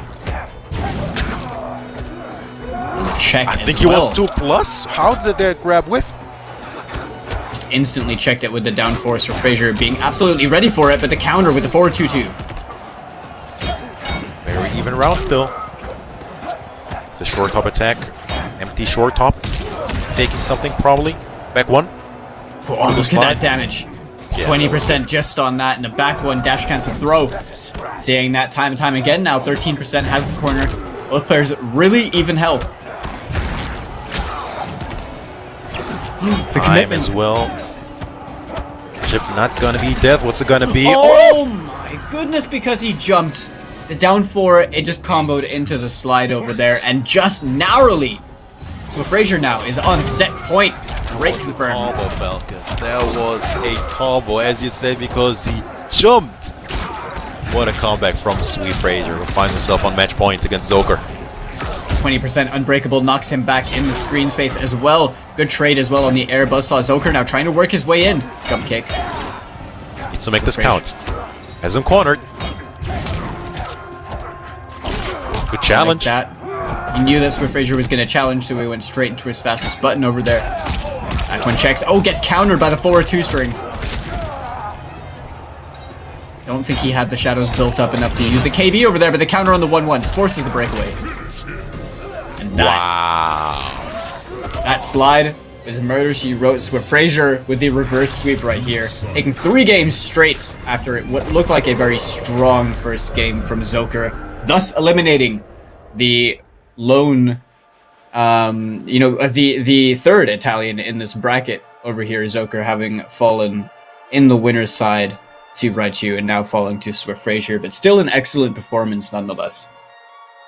Well, the good thing, still 2 Italians representing in the tournament, but that will be it for Zoker. Once again, he's still in top 8, and he might actually make it further in the leaderboards by the end of this week. Once again, all the points not being counted off the week 4, as it's still an ongoing tournament. This sets up our final match in Losers Round 2, which is going to be the Italian Clash Falcons. Going to be Asarimatse versus Mirko. Quite the team kill, is it not? But we've seen these guys play against each other many a time. And, you know, what an intense grand final set that they had last time. But now they're both here in the loser side. Only one of them is going to be advancing through. So Asarimatse, you know, premier Cetrion player within Europe, and Mirko, the same but for Scorpion. Pretty much the European Scorpion. You know, we have obviously got, you know, resident like Mercer and stuff like that representing the CIS regions. But Mirko, the Italian Scorpion, has been this monster. You know, already was on the up and coming during Mortal Kombat X, but Mortal Kombat 11 really found his footing and really found the good way of playing how he likes to play Mortal Kombat. The last time the set came down really narrowly, very, very narrow, with Mirko just about taking it over Asarimatse. But considering these guys play a lot, what do you think this is going to be like, Mitsu? I mean, I think this is a very honest matchup. This is going to be Scorpion versus Cetrion. The matchup itself, I think somewhat even. Maybe, I don't know who this is actually, you know, favors when it comes to the characters, but I think somewhat even. I think doable for both of these characters when it comes to the matchup between the players themselves. I think the same could be said there, that this is a toss-up, I think. I mean, this is literally between the 4th seed and the 5th seed. You know, Asarimatse 4th seed with 460 points, Mirko 5th with 350 points, so I think this is overall a very even matchup, and we shall see the result and the end of it in just a few seconds. And it's crazy, though, considering Mirko is 5th seed. The top 8 that Mirko made in Pro Comp Online, he won the whole thing. So those 350 points are just from getting that one first place. If he has a performance just as strong, he's going to be, you know, skyrocketing ahead a couple other people for sure. But right now, yeah, both these guys just incredibly strong. Probably the best players in Italy at the moment, with Zoker being that 3rd player. Just very, very prominent. And I think we're going to have a great set in our hands. I think this should definitely send a message to all our viewers that only 1 week could just skyrocket you into the top 8. So it's definitely not too late to join the Mortal Kombat 11 Pro competition just yet. We have fantastic numbers overall. The growth has been absolutely fantastic. So the feedback has been very, very good from the players. I mean, for just this week, we had almost 150 players checking in. And, you know, one good performance could get you into the top 8 at the end of the season for the regional finals, and you could find yourself playing for $5,000. Very true. Now, Murakozawa over here in the player 1 side. We got Asarimatse over here in the 2nd. Both these guys, you know, no strangers to these characters. We are going to just see a player matchup right here. This isn't really a character thing. Both these guys know each other's characters. They know their options against each other. This is going to be straight up. These guys know how each other plays, and you're going to see a lot of counter play that you'd only see from people who do play often. But here in loser side of top 8, very minimal margin for error if you're looking to acquire those all-important points for regional finals. Your light does not fool me. It shines from the good within. Your heart is darker than Shinnok's. Round 1. Dang. It's like that. Here we go then. Starts things off with that jump punch. Mirko now forces the breakaway from Asarimatse and checks him with the back 3. Gets that spear buff. He's working with that. So known for playing a very, very aggressive defense. Probably one of the most defensive players in this side of the world. And he's going to spend the KD straight away in this first round on that punish on the back 2. And the dot KB back to back.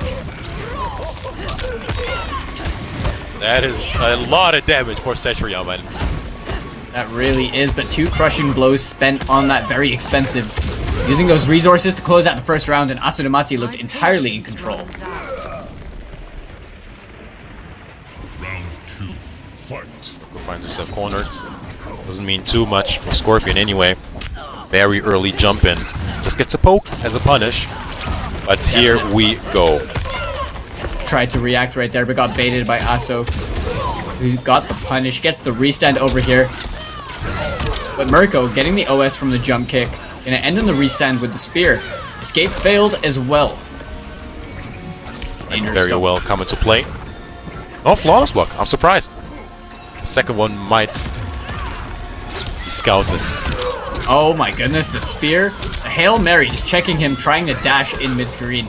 Wasn't far enough to trigger the KB, unfortunately, but Mirko right now, fighting a few hits, gotta worry about that fatal blow. One more hit. Resource.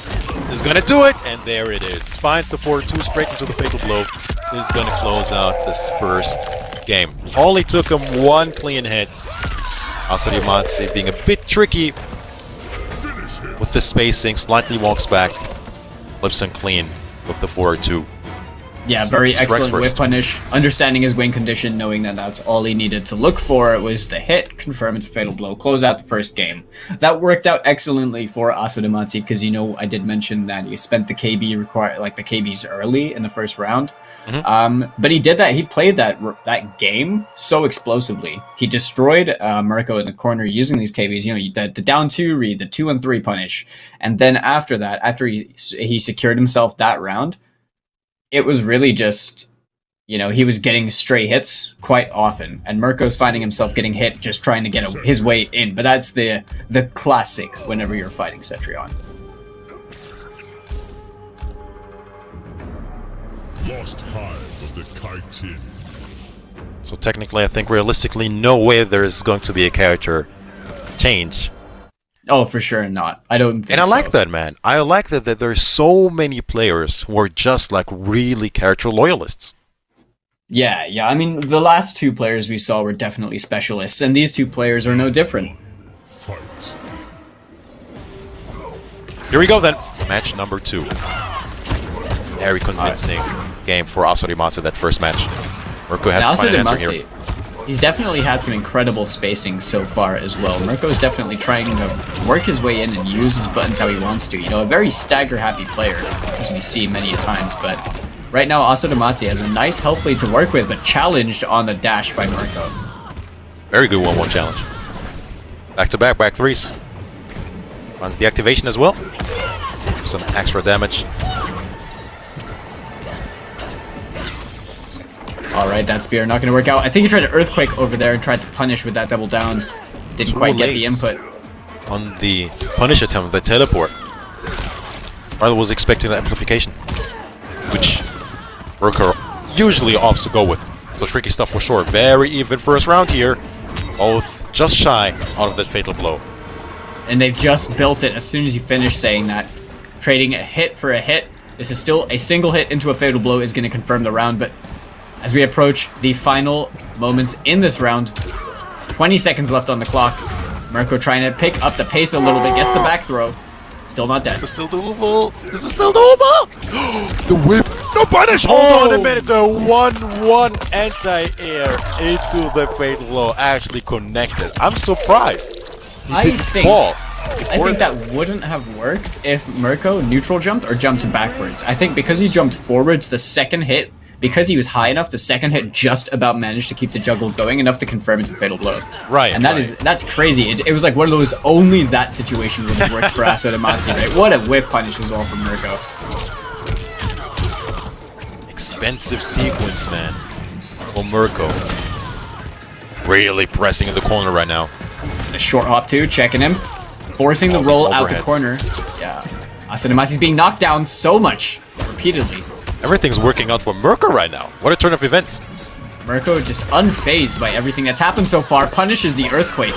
Great presence of mind right there. I'm honestly surprised that Asarimatse decided to Earthquake, to be honest. I think he must have tried to maybe catch the teleport in the beginning. Maybe testing the waters as well.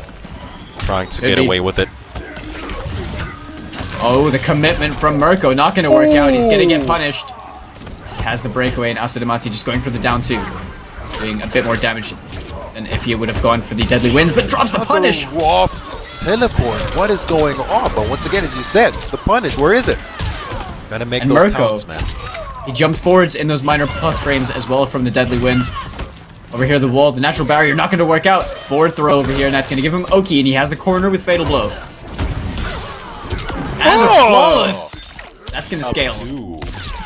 I totally agree with the decision to spend the Fatal Blow there, because Asadamatia probably would have broken, you know, or rather, it's just a cover if he does break. The pinata, the boulder, the cancel. What's gonna be so close? A lot of time left. And a raw spear from mid-screen, Falcon. Out of all things, what? At that space, you are crazy to do that. But this is one of those things, you know, these guys play against each other a lot. Mirko is checking Asadamatsi's dashes because he knows when he's trying to dash. He's like, okay, in this situation, I'm very well aware that you're trying to advance at me. Boom. Like, he's caught him out with a 1-1 at times. And in this time right there, he just, you know, I mean, it's got great tracking on it anyway, the move in itself. If she did any button or jumped in any way, it was going to clip. Cetrion. So Mirko, tie things up. 1-1, Mitsu. This could be a very long set. Only Could thinking be about the indeed. strategy. Shinnok's Bone Temple. That was a scary situation, man. The second, like, both players are at like 8%, double Fatal Blow, mid-screen or even full screen, especially with two characters who have access to a teleport, you have no idea what happens next. Or what It could becomes be a happening very big, like, game of chess almost, doesn't it? It's like you're just playing, really, you're trying to play that one step ahead of your opponent, trying to figure out exactly what they're doing. But if you pull the trigger a bit too fast, you might get messed around for it. 16% throw as well from that flame buff. Doesn't find the punish on the whiffed back three. Asadamatia just choosing to play really, really reserved right now. Has a health deficit. Mirko doesn't need to do anything, to be honest. He has the health lead right now. Asadamatia has no choice but to make an approach on him. And I mean, I think this is really wise. You know, honestly, he's walking it into the corner. Asadamatia doesn't want him to be in the corner because Mirko's just going to reposition, isn't he? With teleport cancel right there. Look at that. And now he's got all this side of the screen to work with. Gets the jump kick OS. Oh my goodness. Mirko is playing with his food right now, Mitsu. Air to air. And the back three, man. Could be the start of something. Cetrion doesn't Resets. hurt too much per individual touch, but these things can really start to rack up. Still on that Fatal Blow, a good block right there. On the back three, but Asa, Even he's gonna time, have man. a couple more hits might do the job for it. Then he wins 7 seconds on the clock. He just needs a Fatal Blow. Yeah. Good punish with the back two as well. That was really cheeky from Asadamatia, that super fast jump into the Hell's Wrath. I think that's the only way he avoided the down 4 from Scorpion. Brilliant I stuff. think you're right there. Yeah, Asadamatia just trying to check this space and this space alone. Mirko has an exceptional movement with Scorpion, honestly. His movement's very, very good. So Asadamatia, you see him going for these preemptive natural barriers, these down 4s, these back 3s, forward 2s, and right there, a confirm right there. Keeps him standing, but only 20%.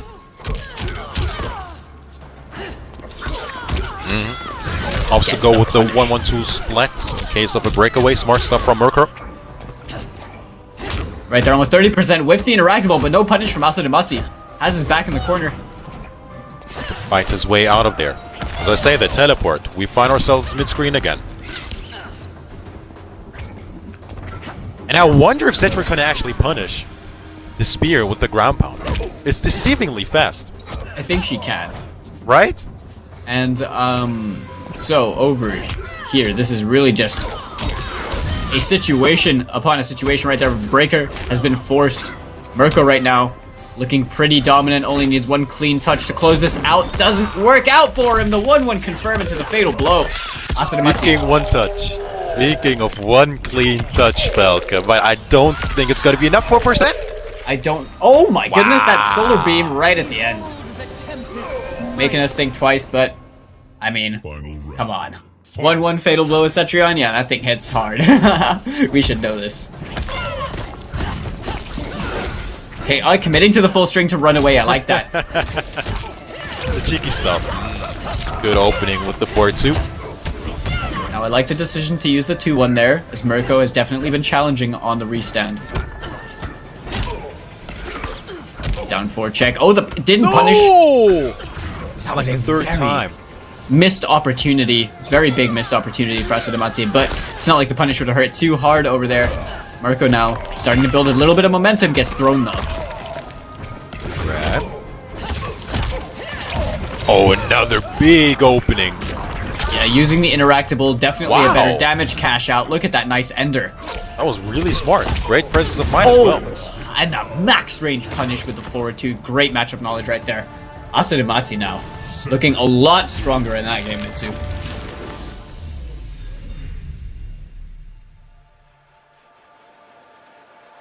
Like I said, man, this could be a long set, and it definitely is looking like this is exactly what we're getting. Asadamati taking the lead here in the set, but I don't think we've seen the last out of Mirko just yet.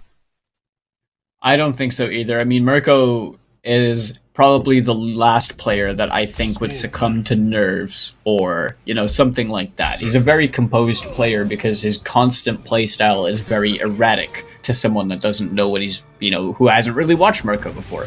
But he's a very reactionary player. He's a very heavy player, you know, focused on. He just makes a lot of really ballsy reads sometimes, and other times he just reacts almost instantaneously to pretty much anything people throw at him. And it makes his playstyle look very erratic, and he does play quite risky sometimes, but there's a lot of like fundamental intelligence behind that play that you start to notice when you're watching a Scorpion of this caliber. Round 1. Fight. Here we go then. Potentially the final match? Question mark? Potentially, indeed. The Vine Grab not going to get punished, but gets the breakaway anyway. Asadamati now doesn't have to worry about that Hellport cancel, choosing to play a little bit on the aggressive. Hold on a minute. This is this a different variation? I think it's a different skin. Or am I tripping? Right. I mean, even if so, what could it be? He still has the Burning Spear. Well, we Sure know has the Mirko to cancel. play Searing Rage as well. Oh, what a whip punish through the natural barrier amplification. Great spacing from Mirko. Show me the death spin then. I didn't quite get a look at the loadouts beforehand. Oh! Active phrase voice. Drops the end of the pickup. Big punish opportunity, but no whiff punish from Asadamati. But at least gets a flawless block. I like it. No, he's got the Hellport cancel. It's the same variation. Spends the KB, shows him the heal. Oh, drops the combo though. That's not something like you could be this, doing in this Mirko. stage. Not like this, Mirko. There is no way. Oh There my is no God. way, Mirko! Out of all things, he dropped that? That's like a combo he does 50 times a day. Oh, he's not dead. He's not dead. It's still anyone's game, and the teleport. He baited him so hard. It was these guys just baited each other, sequence after sequence. Round 2. And Mirko gets that round, which is a huge win for him because he's down in the set, and Asadamati uses Fatal Blow. What a turn of events, man. Mirko, this guy has no fear, man. The minute the heat is on, this guy has no fear whatsoever. I love it. What a way to take it back after the drop. Just jumping forwards and challenging Asadamati right here. Playing with the space a little bit, trying to get Aso to whiff. I did believe in the back two. What? Let's not talk about that. Gets the launch right here. Mirko spending the bars on the confirm. 312 damage. Just staggering Asadamati's lights out. Oh my goodness, the back three going straight over the down four.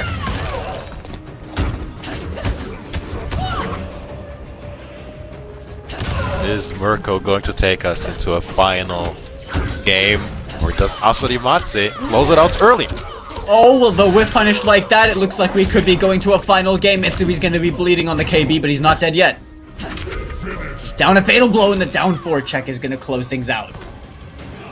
So it is written, Falcon. It is going to be a 2-2 situation in this Italian clash. Losers Honestly, round 2. I don't think we could have expected anything different. We've, you know, seen these guys go down so narrowly to the wire every single time that we've seen them play.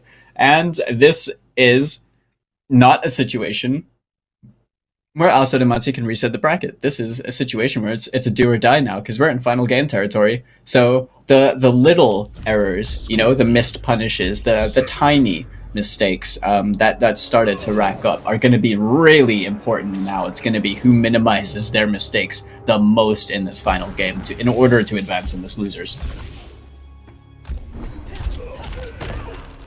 Boy, oh boy. The winner of the set has got a tough opponent ahead of them as well. No slouches in this top 8. Yeah, but Frazier is sitting just ahead. when you're either Mirko or Asorimati, you don't want to think about that. Yeah. And hopefully they're not. These guys are tournament winners. They're grand finalists. You know, they've been exceptionally high level and placing European players since Mortal Kombat 11 has dawned.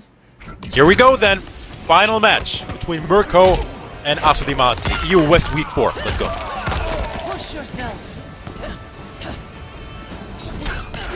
All right, Mirko committed, and Aso shades to the game one. Finally finds the punish on the teleport. Do not let him get away with that. That is death for Scorpion. Alright, he's gonna get the hit. I think he shimmied Mirko over there. 20% keeps him standing. The dash-up throw is very ballsy considering Mirko's been challenging. He definitely knew that Mirko would respect over there. And a check. Very good blocks, man. Catches the helport cancel as well, but the micro duck on the standing 3. That was so fast you didn't even see it. Again, this is Mirko, man. Not gonna matter who he is. It's going to be Asorimati with match points over Mirko to eliminate him from the tournament. Needs one more round. Asorimati showing how he made a winner's top 8 right over here. Looking really, really solid. Mirko right now, you know, no stranger to the win in the set, but took a few too many risks in that last round. No OS from the jump kick on hit. Okay, gets checked by that back 3. Restands again. Oh, flawless block.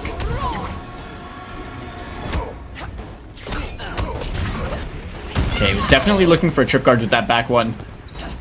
Not gonna worry too much, because there's only a little bit of damage. Oh, the max range forward 2. He caught it. Beautiful punish from that range as well. Okay, that's a forward 4. It's gonna be good. Again. Little shimmy, yeah. This is now a dangerous situation for Mirko, as Aso is on set point right here. One more touch into Fatal Blow. Now, one more touch into Fatal Blow from either of these players is going to win the round. He's not getting shimmied, man. He's okay with the grab. Oh, the 1-1 blew up the helport cancel, but the down 1 check on hit. My goodness, I mean, of course. I mean, did he have another chance? What else could he have done? Somehow squeezes that little down 1 in there, straight into the forward 4. I mean, that was robbery. But I think this had to happen. Double match point, man. So we are here in the final match, losers quarters between these two incredibly strong Italian players. Mirko, playing mega disrespectfully to win that last round there. Worked out great for him. He had to. Has another chance at life. 4th throw, Oki. What's he gonna make of it? Oh, and a flawless block reversal. No breakaway from Asorimati. Gets kept standing, the forward 4. Mirko, all this unbreakable damage. Has to watch his feet here, man. Oh, the trip guard. This is looking really good for Mirko all of a sudden. Does Asorimati have a comeback in him as well? Getting shimmied, very good patience. The down 4 is going to be good, the pinata. Alright, Asorimati. Oh, the back throw, is that going to do it? That is Mirko with stealing away that round before and then using that momentum to just take the remainder of the set, looking super strong. And it Commiserations. was a friendship. Yeah, commiserations though to Asodematsu, who's been playing very, very well, throughout the top 8. But Mirko is going to be the lone Italian to continue on through the losers bracket. Is going to have to fight against Frazier next, and that is going to be an interesting matchup. Scorpion and Noob Saibot. Classic battle of the ninjas, but man, oh man, what a set we just witnessed. It was one of those long and grueling sets, which makes you almost feel like sad that someone has to lose, but that is the brutal nature of fighting games, man. Someone's O has got to go, and there's only one winner. Exactly, and unfortunately, Asodematsu, after looking so good, man, trying to fight his way to victory, falling short. How unfortunate. But before we jump into the next set of matches, let's take a quick look at the bracket to see the story of the tournament so far. So we will actually go to the winner side of action for now, which is going to be Video Games Yo versus Raichu. I mean, this isn't just the UK clash, this is the Brothers Act. Yeah, it's CGL's own. They got Video Games Yo over here, they got Raichu over here in the winners finals. Two of these, these guys are, arguably the two best players in the European region right now, right? They have been incredibly dominant throughout Mortal Kombat 11. They've been on the up and coming and just consistently been, dismantling their opposition. And they often do end up finding themselves in a winner's final situation or a grand final situation. And that, I think, for a reason. But before we jump into the action, let's talk about the presenting partner of the Mortal Kombat 11 Pro competition, the PS4 Tournament Open Series. PS4 tournaments are weekly competitions for all skill levels. Just go ahead and visit the competition center, the one destination that has Mortal Kombat content and gives you access to all the tournaments, which are very easily accessible. Go ahead and go to compete.playstation.com to find all the goodness, and who knows, maybe we can find you here as well amongst all these players, be it in the open series or the pro competition. Go ahead, there is still plenty of opportunities, plenty of weeks, plenty of cash, plenty of points to be won. Go ahead and join the action. Yeah, for sure. I mean, it's a great way to get involved, get your foot into the competitive door if you've never delved into that realm before. But without further ado, both players are over here and ready to go. Raichu and Video Games Yo. Now, Raichu, known for being an Aaron Black player from the beginning of his rise in the competitive in the competitive area, but also has played characters like Scarlet earlier on. Is known for playing like a few different characters. Has a Sindel as well, very strong. But VGY, we were talking about individual character specialists earlier with Frazier and Zoker, Asodematsu, Mirko. But Video Games Yo is a multi-character specialist. And over here, he's rocking the Joker, which we do not get to see very often in Europe. Shoutouts to people like Law, who represent this character, and Mr. Jack Spratt and others. And right here, I don't know if there's a specific thing about this matchup which would encourage VGY to play it, but I assume that Raichu is picking Aaron as a comfort pick in the matchup. I'm quite excited, actually, to watch a Joker again tournament. So let's see how this one plays out. He's an incredibly impressive character. Look at that, standing 2 straight into the kapow. All this damage, drops the combo though, but the trip guard with the back 2 string ends in the command grab, gets the corner positioning with a nice tack at 26%.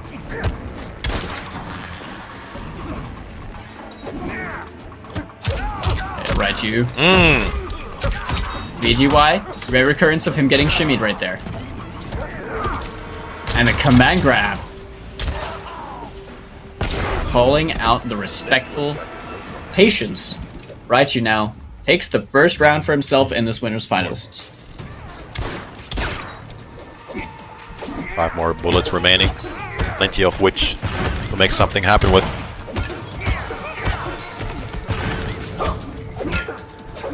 Alright, that forward 2 not going to work out. Walking him down with the Jack-in-the-Box right there. Games Yo trying to make something happen, but Raichu hasn't been biting. The forward 2 one going to work out. Forces the breakaway. The 4-2. Yeah, didn't want to spend the KB. Gonna get huge damage regardless. 35%. Still has access to that forward 2-1-2 KB. Raichu now. He's got a better position to work with. He got 17% on the meter when he spent the bar on the command grab. Down for Jack in the Box. Oh, the flawless block. Beautiful punish. Pop. 3 more bullets. Oh, messes up the combo. And just the steady 2 to keep him in check. That was not so good. What happened there? I think he knew that the final hit wasn't going to work, so he just tried to go for a soft reset situation. Alright. Throw didn't kill VG1. Oh, the flawless block and the Jack in the Box. It's gonna be. Raichu somehow alive, but at forward 1. Devastating mid. Checks him, and now we are tied at 1-1 in these rounds. Devastating mid, man. That is one way to put it. Beautiful. It's one of the scariest buttons in the game. It indeed is. No more bullets. Or Raichu. All the wake-up buttons. Huge He's gonna call be out. good. 1-2.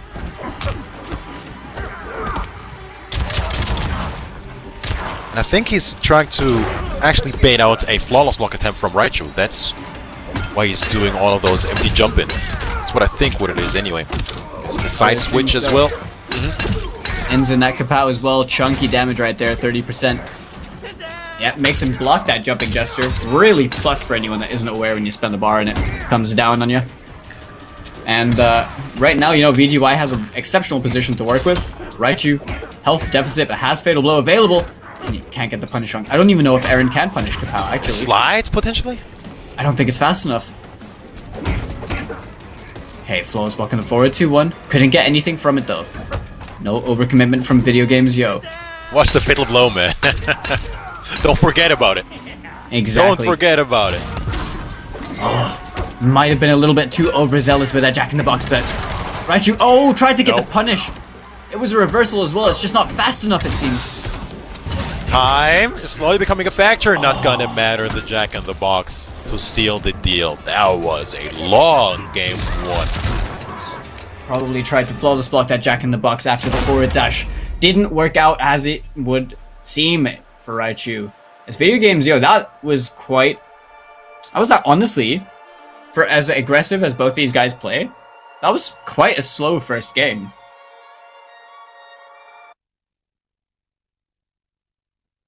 But Video Games, displaying a solid Joker as well. And this isn't a character I've often seen him play. You know, we do often see Video Games, it started out as the Shao Kahn of the world. And then, started playing characters like, Johnny in tournament, like Fujin, and has done damage, absolutely just devastating the European region with these characters. But now, Joker in the arsenal as well, showing it off over here in the winners finals of Pro Comp Online.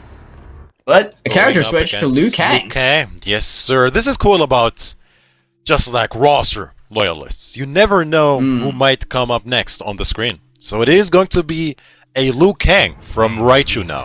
Fight. Let's see if it makes a difference. Definitely going with use the top 5 character to fight the top 5 character. I think Liu Kang, solid throughout, probably feels a lot more comfortable. Probably just picked Aaron in the beginning just as a comfort pick as they feel, good on the character. But the breakaway being forced, no punish. Oh, what a jump on that throw. Lots of staggers from Video Games Yo. Raichu right now, he's trying to enforce some of that fireball game just at the space. Really good movement as well with Liu. So same could be said. Oh, I think Flying Kick actually punishes Kapow and Jack in the Box when you stand block it because they're minus 14, and the jumping gesture being checked by the Flying Kick. I mean, even chip at this point, man. Look at that 7% left. The command grab. Dash up Kasari Slam has the Dragon's Fire buff to work with in the corner, but the jump kick, the air to air, working out for Video Games Yo as he takes that round for himself. That was really brave, man. To jump against a Liu Kang who has you cornered, who has Fatal Blow locked and loaded. Yeah, the wake-up jump forwards. The gall, the gumption on this man. Alright, gets checked by the low. And the anti-air. Good anti-air. Making it safe as well against a potential breakaway. This is just unrelenting. And yep, the punish straight away on the Kapow with the Flying Kick. Spacing out that 4-2-1 very, very narrowly.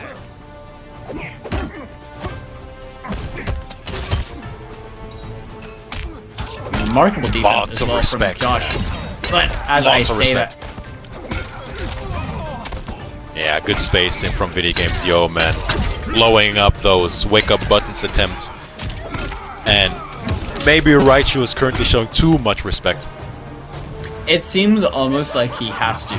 The way that Video Games Yo is utilizing Joker's good backdash, long-ranged buttons, and fast mid options as well, and he's utilizing all of that stuff, incorporating it with these specials, you know, with down 4, with these neutral jumps. He's playing in a way that forces Raichu to be in the corner, but he's giving him the space to work his way out the corner. He's just presenting every single decision that he wants to make as a risky decision, which is so hard to play against. So VGY is doing, you know, similar to what he does with Fujin. He's just using this the space control that his character will allow him to use, and just bullying you with that, you know, not letting you really move your way out the corner. Special Forces Desert Command. So he's going back to his guns, pun intended. Going back to Aaron Black, getting his tournament, winner's tournament live anyway. Scud All shot, good. cattle toss, and boy. enhanced, locked, and loaded. We're seeing the same Joker variation, of course. Kapow and Jumping Jester, solid loadout for Joker. That Kapow is a very, very destructive tool as well. Look at that. Forced the breakaway. Had he not, he would have eaten over 30% for it. Alright, we're going to see a confirm. He's going to spend the damage over here. 342. The Jumping Jester. Uh-huh.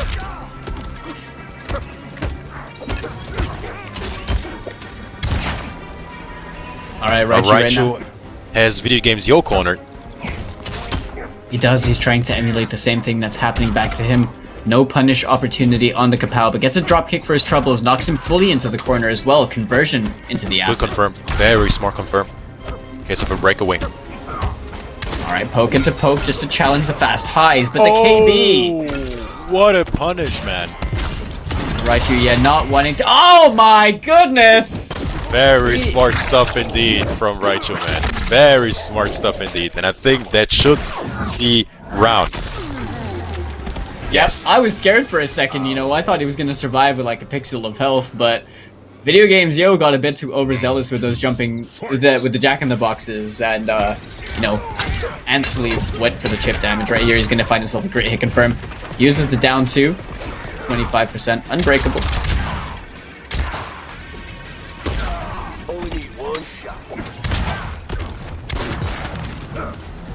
The wheelchair just melted in the acid. What a sight. And the flawless block punish on the jack-in-the-box right there. Great display of matchup knowledge from Raichu, but the forward dash punish, the 2-1. Right here, Video Games Yo cashing out and a lot of damage for himself right now. Dashing up as well, using that full string. Trying to close the space, Joker being very safe and very threatening. The character has long-range buttons like this and very good movement. Wow. It's a scary tool. I mean, we're almost like seeing the whole command list from Joker, man. Utilizing him to the fullest extent. Oh, the chip avoided, and that's all he could really last through, as the chip was going to close out that round. Video Games Yo now on set point, looking to make Grand Finals winner side. Incredibly dominant right now with his Joker, but Raichu still in this. Isn't over for him yet.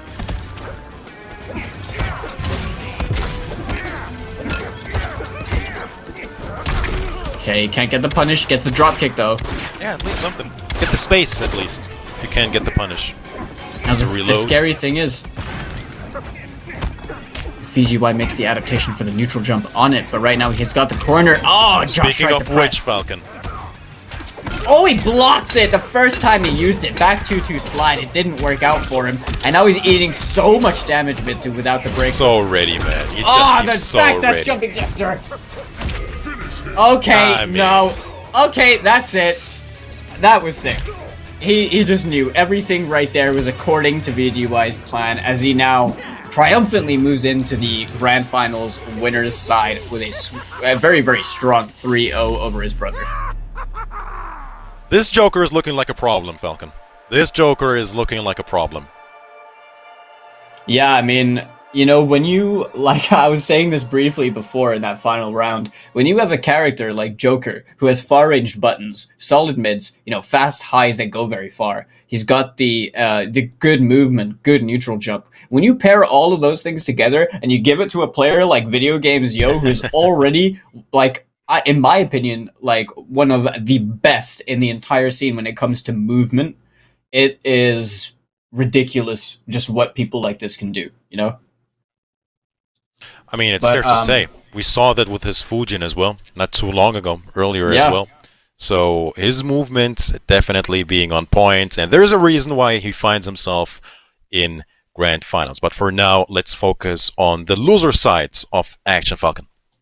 Yeah, man. I mean, it's not the end of the road for Raichu right here as well. He is going to be in losers finals at minimum. Going to be placing at third. Going to be playing against the winner of Swift Frazier and Mirko. Now that is going to be an exceptional match because once again, character specialist. Swift Frazier, the noob Cybot player hailing from Sweden versus the Italian wolf himself carrying on the hopes of his fellow Italians. Mirko representing Scorpion. And, you know, but with that match, it's really just a matter of both these guys are so smart. It's going to be a very much, I don't know how much they play, but just adapting to each other on the fly. But before we can get into all that, we do want to give a quick shout out to Astro Gaming, the official audio partner. We want to give a big thanks to them for the Mortal Kombat Pro competition. Partner of them, the caster audio is provided by Astro, is powered by them for the entirety of the season. Head over to astrogaming.com to find out more of all of their officially licensed PlayStation audio products, which are all available now. Very, very well done. So we are very well into the tournament. As a matter of fact, only mere sets away from crowning this week's champion. But for now, it's going to be the clash between Sweden's finest, Swift Frazier, against the Italian Mirko. So we touched on that earlier. It's probably going to be a matchup between the classic ninjas, Noob Saibot versus Scorpion. Anything else would be surprising for me anyway. And I think when it comes to the players, this is a matchup between someone who's very patient in Swift Frazier against someone who's just very wild in Mirko. So I have no idea how to call this one, but I think we are in for a treat, Falcon. Yeah, they're very different dynamics of players, aren't they? So Swift Frazier is the kind of player, and his play represents he tends not to press buttons unless he has a very valid reason to press buttons. Mirko, on the other hand, you know, no stranger and not afraid to just stagger on you all day and enforce his own game plan, really get in your head and play as high pace as he wants to. Very reactionary, very heart-in-the-sleeve player as well. No true Lin Kuei could stomach you. Does that include your brother? What brother? Round one. Fight. Bihan is so rude, man. Good stuff, it's good stuff. Here we go then. Loser semifinals. Mirko with Scorpion. Swift Frazier with that patented Noob Saibot. Here we go. Oh, the challenge straight away. I love that. Right there, going for the optimal, forcing the break as well from Mirko. Now, if Mirko gets opened up by anything significant, it is going to hurt a fair bit. We do know Noob Saibot hits like quite the truck. Alright, the down one check on from Swift Frazier over here, using that 9-frame mid to establish a bit of presence, ending in that slide, but Mirko right now trying to just inch his way forwards, hit confirming these pokes.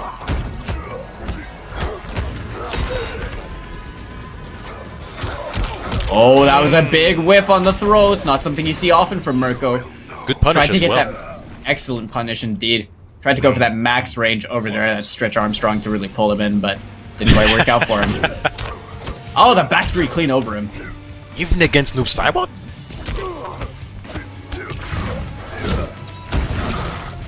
Oh, the flawless block mind game off it. No counter pokes for you. Man. So strong, that button, man. Alright, we see. Oh, the absolute guts on this man, just walking him down. Just catwalking across the stage right now. So Frazier trusting his reactions. Oh, that was really unlucky for him as Mirko gets a nice punish on that whiff throw. Has the corner to work with. Plus frames. Throw tech. Mirko answering back. The second round. Final round. Barely took damage there. Very convincing stuff. Yeah, looking like a different kind of beast right now. Has the corner. 2-1 staggering on SwiftFrazier quite a lot. Okay, no throw tech this time, but also didn't get a wrong tech, which is really important. 2-2 not going to work out. It's going to be a counter. No escape fail.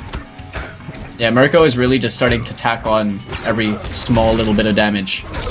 Slowly chipping away at SwiftFrazier's health bar. But after that KB, he's going to get a nice chunk over here. SwiftFrazier only just built back that breakaway. Got shimmied by the forward 4, and that is the game. What a sequence from Mirko, man. And I think the second he got SwiftFrazier cornered, that's the second he really thrived in this first match. Yeah, I mean, it was really just at that point when you can't, like, you know, you're dealing with Mirko, you're dealing with Scorpion, like a character that is constantly staggering on you as well. He was using that standing 2 to enforce things, you know, using that standing 2-1, using the down 4s. But also, Mirko likes to play a lot in the air. So there's other factors to consider, and I feel like SwiftFrazier just maybe felt a little bit overwhelmed in that corner.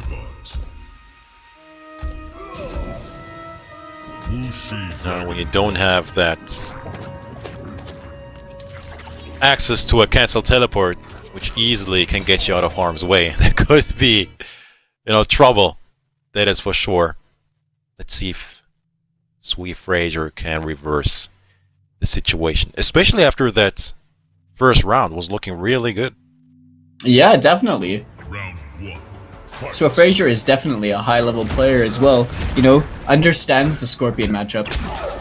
Quite a homework-heavy player, as you will find from his knowledge and application of it. Mirko right now, unsuccessful in finding the hits that he's looking for. SwiftFrazier kicking things off with a nice little health lead. Okay, 16% just on that raw slide being amplified. The escape failed though. Danger looming on the horizon. Force for Frazier as he's probably gonna get. Yep, he spends the KB right there. Already. Just don't. I mean, SwiftFrazier's got good throw techs, right? So he's just saying that. Yep, gonna spend it right now. Yeah, go Both for on it. the other escape failed. It's not gonna matter too much, but he does have the spear buff.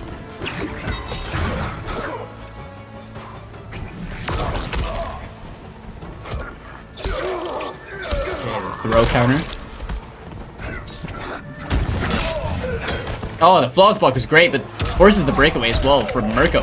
Now SwiftFrazier is in kill territory, but so is Mirko. Overcommitment though on the string, and Mirko's just gonna end it in the spear, get the corner, get the round. So Very- clutch, man. That This was a end is tough just drop. so clutch. Oh, it reacted straight away to the spear ball. It's another grab. Hey! Another crushing blow. No breakaway available whatsoever. Can go crazy here. 32%. And there's the punish. Mirko spending all of that to keep it unbreakable as there was defensive bar on the side of SwiftFrazier, who has the fatal blow, but Mirko sitting at almost full health right now. This is a difficult match when you have to chase the Scorpion.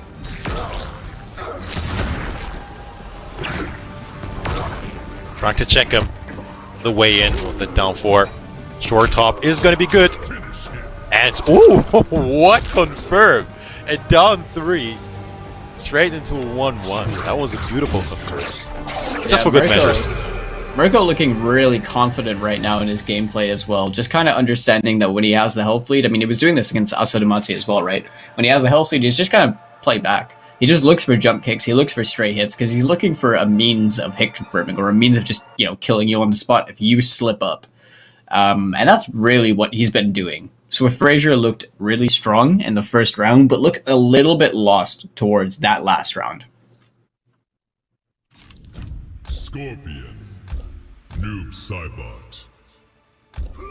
So I think the fact that Scorpion, of course, being able to teleport kind of nullifies Noob Cybot's strength here, or even SwiftFrazier's strength. I mean, we've seen him getting so much mileage out of the slides, out of the spirit balls. Just good old zoning. But against Scorpion, especially against Mirko's Scorpion, not so much a threat. Round 1.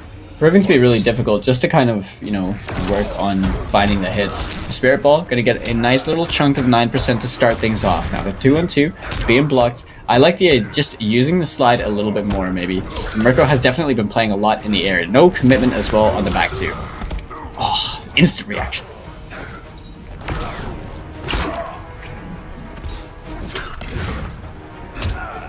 Cancel the back two. Mr. Fraser just walking Mirko down towards the corner. The wave dash is up straight into that forward throw. What's he gonna do? Makes him guess. The 4-3-4 gonna cash out. Strike throw game working out entirely for Mirko. Spending all the bar keeps him standing into that throw as well. The Oki for him.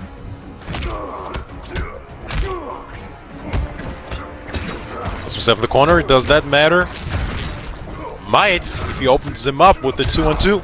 Oh my god, the after image made me thought differently. I thought he might have been caught, but Mirko now on set point. Looking to eliminate Swift Fraser 3-0. He's gonna have to fight back a lot harder if he wants a chance to stay in this tournament.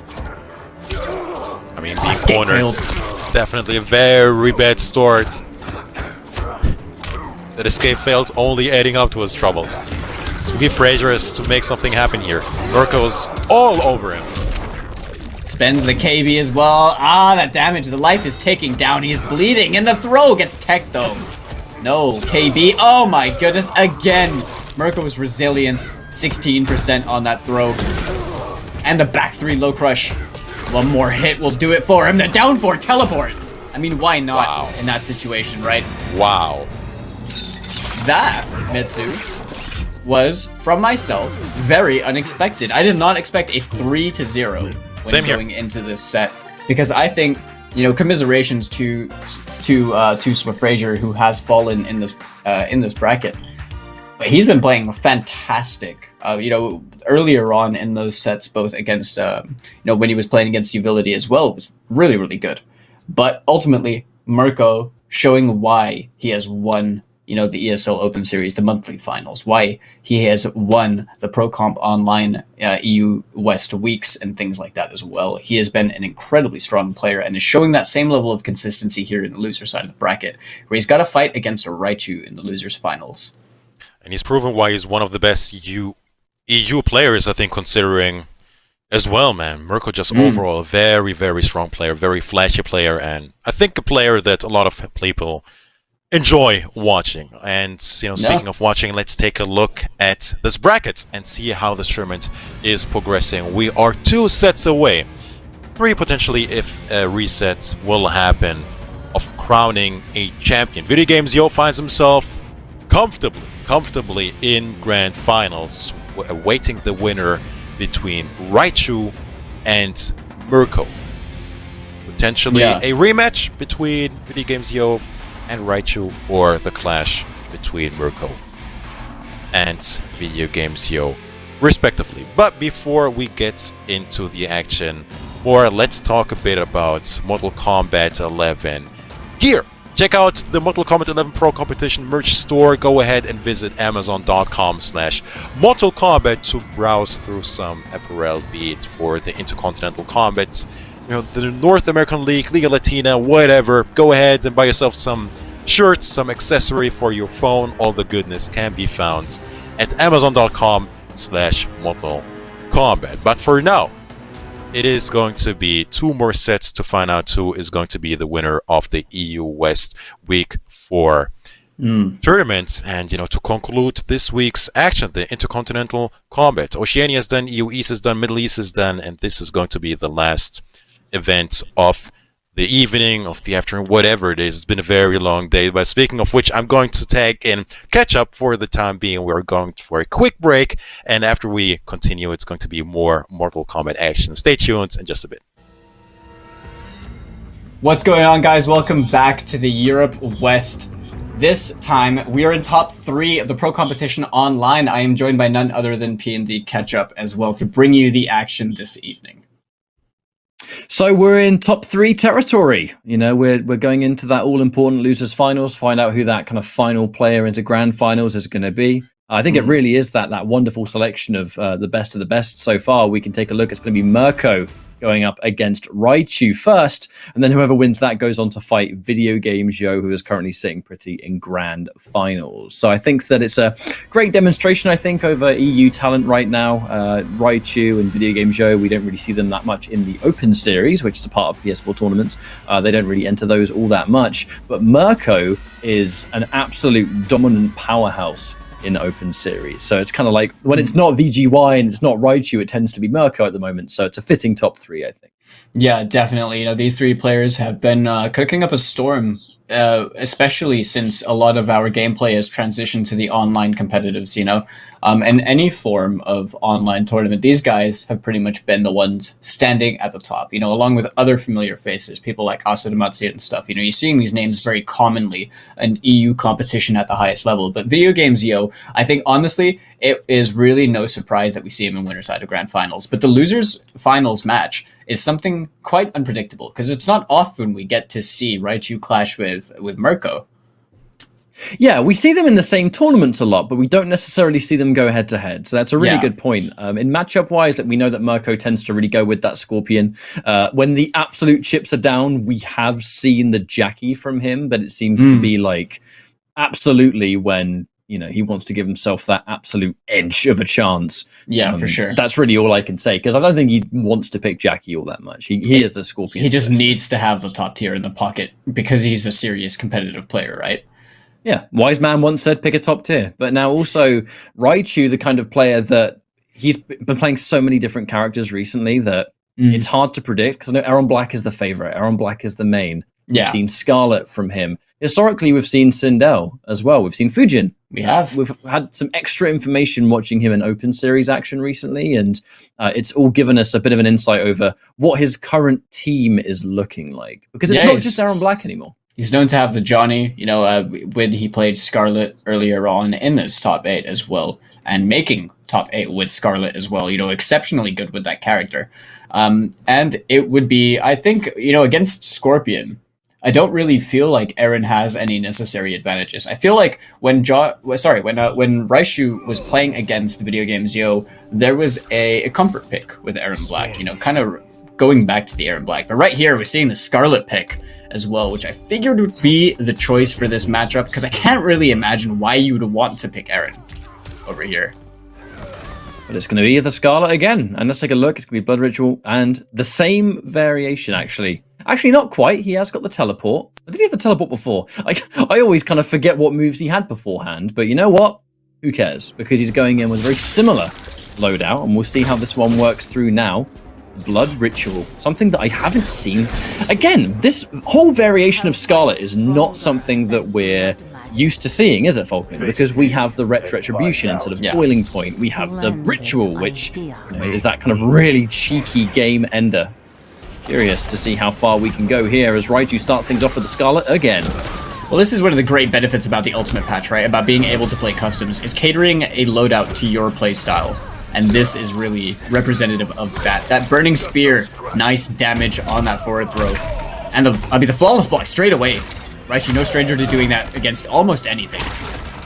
I mean, being able to start a match with this much intensity is something that I don't even understand how they do it. The fact that we start a round and within seconds we're already seeing these kind of clutch Flawless Blocks, the kind of stuff that is definitely nowhere near as easy as it looks either. But Raichu able to demonstrate absolutely the anti-air, the Flawless Block. Right now, a lot of pressure being put on from Mirko, the 2-1+ frames.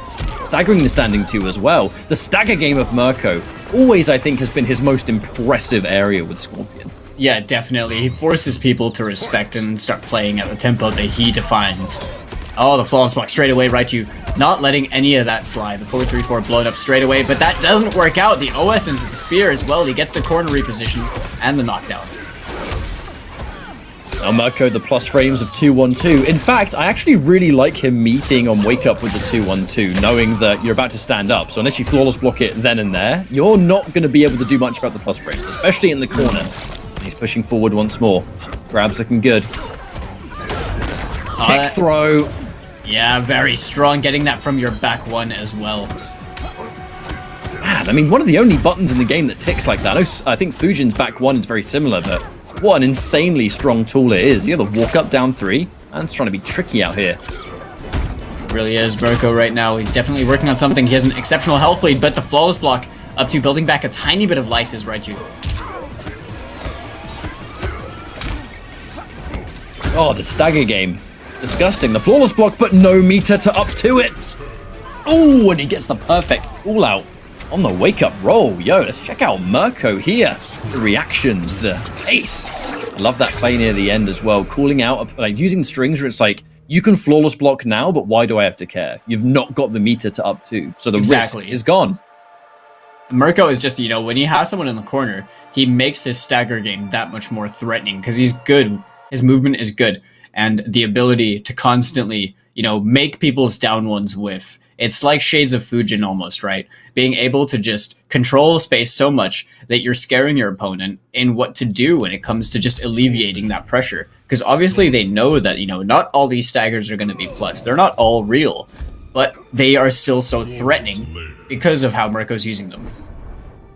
It's things like standing 2 stagger, because it leads... There's so much threat on what comes next that it opens up some other stagger situations, right? You look at the 2-1 being slightly plus. So staggering 2 into 2-1. Hey, that's just 1 extra hit of chip damage, right? And more unpredictability that if I'm looking to go for something afterwards, it just puts the constant respect onto it. And Raichu, a very respectful player, but also the reactions to really pay off. And you'll notice Mirko dedicating to so many more strings with gaps once he knows that Raichu hasn't got meter to up to. Yeah, definitely. Good presence of mind as well, just acknowledging that situation. But the 1-1 stagger gets the forward throw as well. I actually didn't get a chance to see the loadouts over there from Raichu. I believe this is a different variation, but it could just be it's the same variation. It just looks a bit different. It's just a different color, isn't it? It's just it's just like the away version of the same skin. Exactly, and we are away. Goro's lair, but it's going to be a nice catch. Just in case you try and break away, Raichu trying to get some good damage there, but Mirko going to hold on to it with Punish, and Retribution keeps them standing. I love that. I've asked Raichu before why he uses it instead of Boiling Point, and the fact that it restands. Oh, okay, wait a minute. I'll talk about this later because he's not going to quite Fatal Blow. I think it would have scaled too much. Yeah, I think you're right over there. Now, guess for game situation blocks the back 3, gets the throw. Now, this is really either player's round to win over there. Oh, he dedicates! He dedicates jump in teleport. I mean, he had means to amplify it, so Raichu, I think that teleport would have done the first hit, and then the amplify would have been guaranteed at the end. But just to go back on what I was saying, he uses Retribution instead because he really likes how much easier it can be to combo, but more importantly, the fact that, look, it's a restand. It's a restand that leaves you in a good situation. Now, speaking of good situations, how about a crushing blow, counter hit?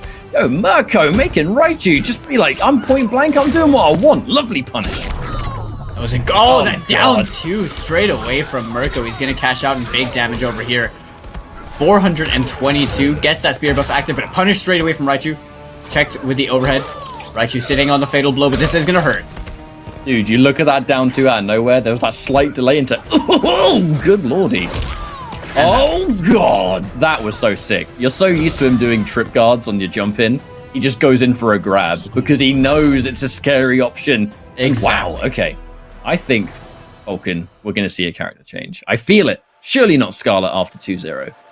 I feel like a lot of it could just be down to, maybe Raichu would feel like picking a different character. But in this situation, I feel like Mirko is just asphyxiating him with how he's moving, how he's pressing these buttons.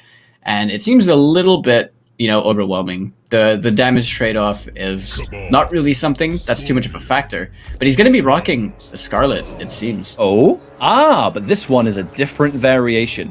Now, the Scarlet, there are many different characters you could pick, and I'm definitely not here to doubt Raichu's character choices. Yeah, you normally see someone that plays loads of characters off of 2-0 and will then change. The variation change with the Red Rain. Here we go. So we have the Teleport, the Red Rain, and this time the Siphon. Now that's interesting, very interesting, because that can work as a pretty good option against how much Mirko likes to jump. Shout out to the Ultimate MK3 skin, always. Ultimate MK3. I really want Rain to have one. I want it so bad. It's all I want for Christmas. Anyway, back into this matchup, of which Mirko is absolutely demolishing. Raichu hasn't had a chance to really showcase any Scarlet so far. It's very true, but right now, he's living and dying by this pick. Right at a 16% throw. Mirko right now. Oh, the micro duck right there, getting a little bit of health back from the There's definitely one element here, though, Falcon, is the healing. You have the heal from the Blood Ball, you have the heal from the Siphon, but is it going to even exist here? Because he's so close. Fatal Blow is available, yeah, sure, but look how much work he's got to do. Oh my max goodness. range Siphon. Oh, and he just neutral jumps out of it.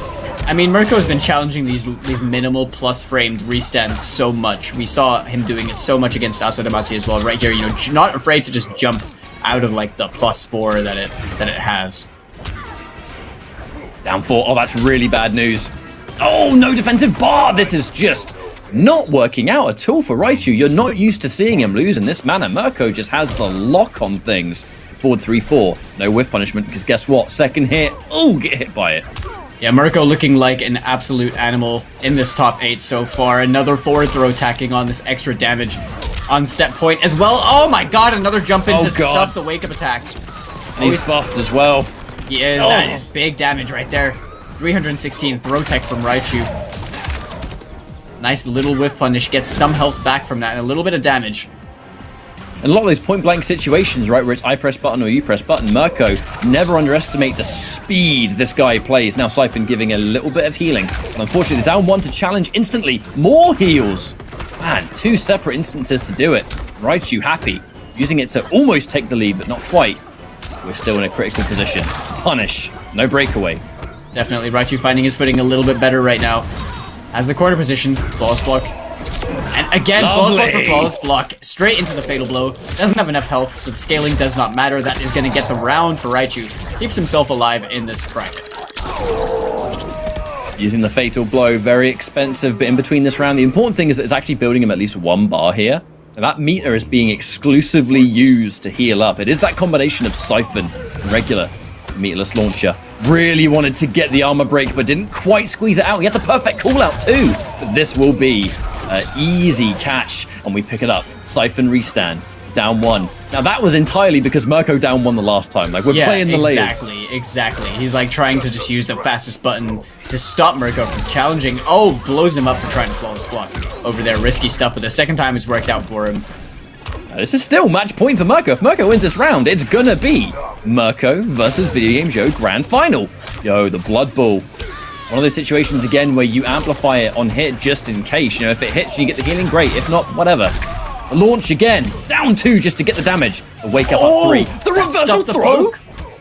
It beat the poke. One more jump situation. Oh, that was so scary. But the down 1 beating that helport. Raichu staying alive and taking a point for himself. Now, let's look at this variation change where the sheer amount of healing that Raichu had in that entire game, it was thoroughly impressive. And a reason why going in with this style of Scarlet, I really love watching players that use different variations that you're just not used to seeing. Like, when's the last time we saw a Scarlet in tournament used at Siphon at all? But it was used at kind of jump distance. Outside of combos, obviously, using it at like that jump distance where a Scorpion player, they always want to move around. They always want to press. Caught him like twice. Yeah, and I don't really feel like, I don't actually know if it's something that Scorpion can punish at max range as well. You know, like, obviously it would be something that you have to do from grounded, but at the max range that Raichu likes to try and use that Cell Siphon at, that we saw him use it at, I don't actually know if Scorpion could do anything about that. The Siphon swaps the tentacle, doesn't it? No, it doesn't. What does it? What move does it swap? I can never remember. Is it the Blood Ball, perhaps? I'm thinking out loud here, but I know it swaps out something. So V2 back when people were just using the preset tournament variations had Blood Tongue and Blood Ball, and Siphon. So I don't think it actually replaces anything. I think it's just an additional move. But I could be wrong. Then. Proves how much I know about Scarlet, to be honest with you. But my point is that it's just, against Scorpion, it doesn't seem like a bad move either, because the projectile game, it's just not going to fly. And the Siphon, you know, the existence of it letting you kind of brawl at that mid-range, I'm pretty sure he's happy to do it. Speaking of, gets the perfect jump out. And that's a wonderful catch. Speaking of restands, another down 1. This time Mirko trying to challenge and paying the price for it. Dude, these flawless blocks have been off the chain. Both Did you sides. see him? Ooh. Did you see him flicker that block as well? He was looking for it. He was like, yep, I'm going to hit this timing. Oh, and yet, commitment. Raichu playing it really patient, looking like he's taking the momentum back for himself. Round 2, fight.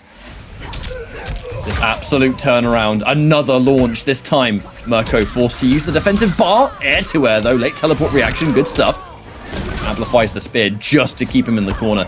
I mean, it's a worthy trade of that amplify just to keep them there. The side switching throw for the less obvious approach and maybe even looking for escape failed, but it wasn't quite ready. Definitely didn't get enough, but that Cell Siphon whiffed. No punish from Mirko. Did not react to it. Escape failed for Raichu though. Scarlet. Two of those crushing blow throw directions.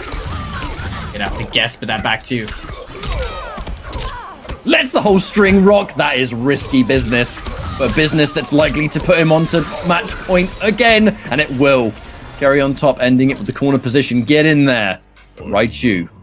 2 bars a meter. Escape failed throw. This could still happen. Oh, he looks for it! Yeah, definitely could. Mirko looking super strong right now, spending that 2-on-2 KB. Raichu now bleeding in this corner, has to try and make his way out, but the down 2, no conversion rather. That was definitely a bit of a scrambly scenario.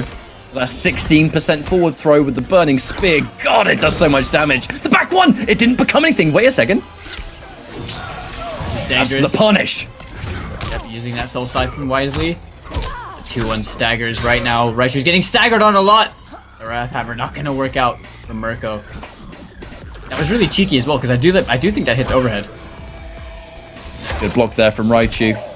Honestly, blocking for his life because his tournament life is in the balance, but it doesn't matter anymore as Mirko comes off with the clutch against this Scarlet, looking really strong. I mean, that variation change to the Siphon, it did a fair amount of work, but ultimately not enough to get the win here as Mirko just continues to play as out of his mind as we're used to at this point. This guy has so much natural talent, and Scorpion helps that so much as well. The reactions, the speed, the pace he brings forward. And you know, to give Raichu his props, the Scarlet sticking it out all the way through, the variation change definitely seemed like a better result. But this could be the day of Mirko, you know, it really could. He looks like a guy that really wants to win right now, you know, looking for the back-to-back at this point in time. But Video Games Yo currently is the gatekeeper of that becoming true. And he's sitting in the winner's side, you know, less work. And albeit, you know, Raichu did a fantastic job to make it this far into the tournament. But ultimately, only one will remain after this grand finals. Is there anything you think there is to look out for, you know, in that match catch-up? Oh, I mean, there's so many different characters that Video Game Joe could play. It's really hard to say. I think we'll get a clearer idea when we see that first match. But speaking of, before we go into our grand finals, another opportunity to shout out Astro, which is our official audio partner for the Mortal Kombat 11 Pro competition. All of the audio that we are using, all of the, you know, the headsets and stuff is provided by Astro Gaming. If you want to find out information on their products, especially their PS4 products, you can go to astrogaming.com. Thank you very much, you know, for all the support that you've granted MK community and also providing us with the headsets that we're using as we speak. Now, I think it's time for grand finals. Mirko, Video Games Joe. I haven't seen them go head-to-head in tournament actually for some time, so I'm really excited. Yeah, it's been a while. You know, we tend to see whenever it comes between the British player versus the Italian player, it's always the VGY versus the ASO. But over here, in that stead, we've got Mirko. Now, the crazy thing is, both these guys are very buttons heavy. That is, I think, you know, if you watch VGY play someone like, you know, as we saw Joker earlier on, they're Johnny. It is just a lot of really well-placed buttons and this overwhelming aggression and just making you respect that. Mirko does the same thing. A lot with Scorpion, a lot of staggers and a lot of manipulation of space in order to get the whiff punishes that he's trying to get from you. The staggers are to bait the counter pokes, to get you to try and make a thing, to elicit that reaction, and then they blow you up for it. So when you're watching two players of that same kind of archetype almost go head-to-head in a grand final situation, I just think it's going to be an amazing set that we have before us catch up. Yeah, Mirko, we've seen two sides of him with Scorpion. We've seen pretty much the main here is the teleport cancel and the burning spear. Yeah. Once in a blue moon, under very specific matchup circumstances, we've actually seen him just pick Searing Rage, just straight up Searing Rage, because if you can't punish the death spin, it's like party time. It's huge amounts of chip damage with that spear buff. He's used it against, I only ever see him use it against Kung Lao these days, and the chances of VGY picking Kung Lao probably slim to none. So I don't think we have to worry about that one too much. But I mean, look, we saw the Joker from him. I know he's had a Joker for a very, very long time. You know, even during it was potentially going to be a bit of a secret weapon. I think it's almost been a whole year since Final Combat. Just a month away. Yeah, and I know we had that UK boot camp at Mustard's house. And Video Game Joe was there for the duration of that, and was practicing with the Madman Joker quite extensively. And we were talking about it. It's like, this character's really good. The movement's good. The buttons are great. And it was going to be like I said, a bit of a secret weapon, but obviously it didn't quite go out that way. No need to dive into that now, but it's always been a character that he's played for a year at least. Well, it's really interesting that he's bringing the Joker out finally in a competitive setting. It could be a role like, Ace in the Sleeve or something like that. But we saw him look very comfortable when playing Joker earlier. Yo, let's go, Jax! It's not even going to matter. You said it right there. Jax is who we're going to see. I haven't seen VGY play Jax in tournament in a while. Nah, I tell you what though, Falcon, that Jax is a character that, according to a lot of top players, is well under the radar at the moment. He is a character that a lot of people aren't looking at, but is silently a bit of a machine, a beast. And Video Game Joe bringing this Jax into grand finals, you can make some absolute disgusting variations with this character. That's true. The extended strings and the quad grab alone present so many pick grab opportunities. Very reminiscent of Gunslinger Aaron, I think, in MKX. Where you're guessing between a few different instances at the entire string, but we'll see how he presents it. And back forward I have not seen his Jax in so long, and once upon a time when he played mostly Shao Kahn and Jax on the side, his Jax actually was his most successful character, able to beat the likes of Biohazard and other top-level players in Pro Competition Season 1 events. It was the hunker down that allowed all of it to be possible. But now, Supreme, upgraded Ultimate Jax. See what this brings forward. Now, I have one question to pose about Burning Hammer. Now, Jax's aerial special, is that a base move? Because we love to see him do that. But the jump kick OS has been presented since, Celtic. And I assume that he would be getting that like all the time off the jump kicks. I believe it is, like that kind of air slam, it is a move you have to take. Because Hunker Down had it. But it's not really something a lot of people take these days. And again, I haven't seen Jax in a long time, so, I think my lack of Jax knowledge will probably come through anyway. The trip guard into Fatal Blow. Goodness. Please. Very antsy jump kick right there. I could tell VGY wanted to get the trip situation with the 2 fireballs, but it wasn't enough. It got through the final defensive bar, and Mirko clutching out the round. Can you believe that was only round 1 catch-up? I mean, Mirko, he has to reset this bracket, so we could have lots and lots of games to work with yet. Or we could see a 3-0 from Video Game Joe. There's still potential for it. The way Mirko's playing doesn't look likely so far. These back threes, all of them coming through, giving him that burning spear. No flawless block either. GY trying to stay nice and safe. Now, Jax, he's always been a character that has been so heavily focused on momentum and needing to open you up a lot more than other characters. Yeah, it's always been what has been considered his drawback. He's momentum heavy, and if he has crushing blows, he can delete. But he needs to keep you guessing. Yeah, exactly. He's going to have to do a bit of the build-up first. There's a little bit of heavy lifting involved, but once he has the momentum, he's definitely a destructive machine. Never forget that mid, too. That forward 3. Good God. One of the best mids in the game, for sure. Oh, yeah. Sticking it out again. Going for it another time. Risky business! And that will be a crushing blow throw. Damage over time into no defensive bar. Yeah, nothing he can do about that. Now, that was simply game 1. Video Game Joe has been known in the past to go with these unorthodox picks with I think the winner's side comfort zone of a grand finals. Yeah, an opportunity to kind of express himself a little bit.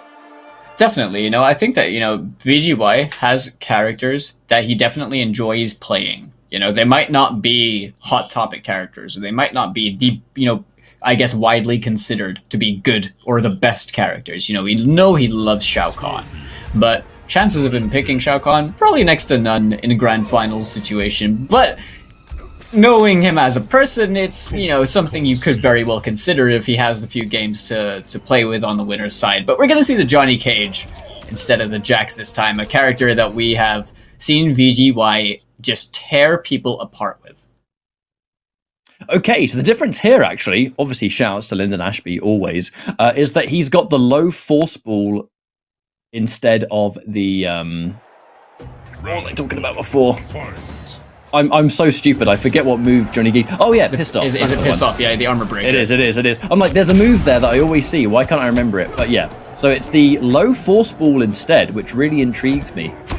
Well, 9 frame mid projectile, right? I think he's going to use it to establish the space a little bit more, as opposed to the high force ball, which is, you know, near enough the same speed, but it doesn't have that same property.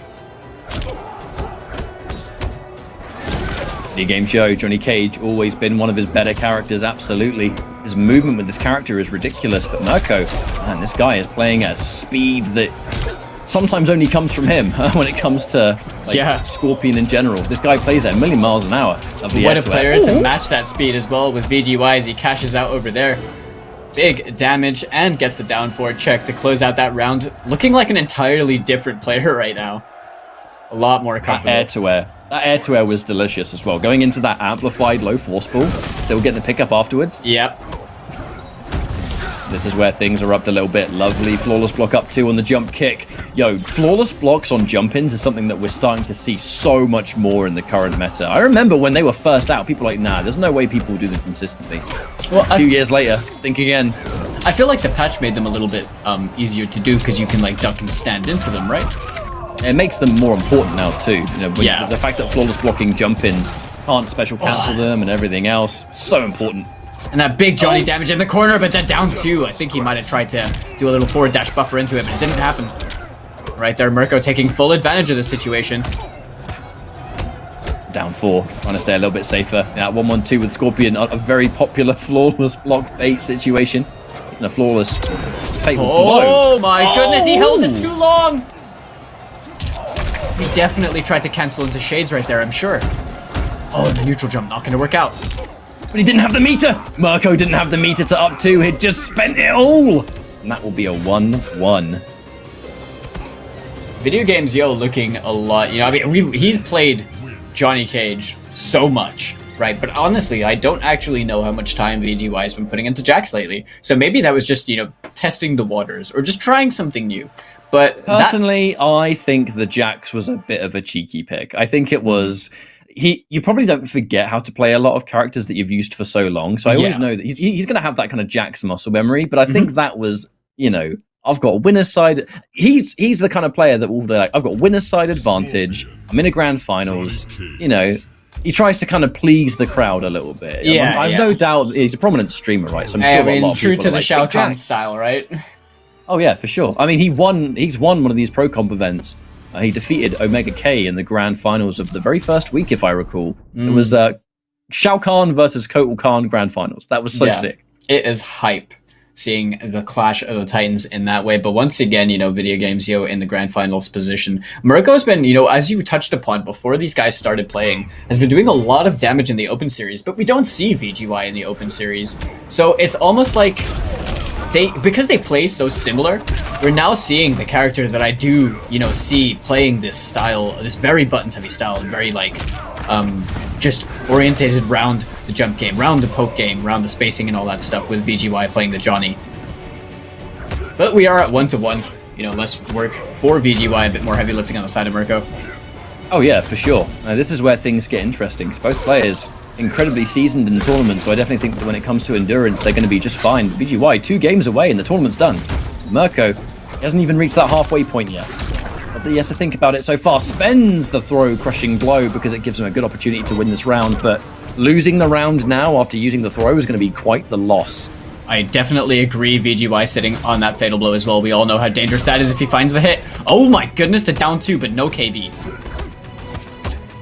Fatal blow. He just isn't using the cancel at all. Oh, and the anti-cross-up is so clean! Video Game Joe winning the round after Scorpion's throw crushing blow is gone. That one hurts. It really does. Came back to bite Mirko's behind in the jump right there. Oh, flawless block reversal straight away. Mirko cashing out on the damage. Keeps him standing, goes for that forward throw. I like how he's incorporating the throw, the down 3, and the back 3. Straight off that stand for a restand, just to keep people guessing. Ooh.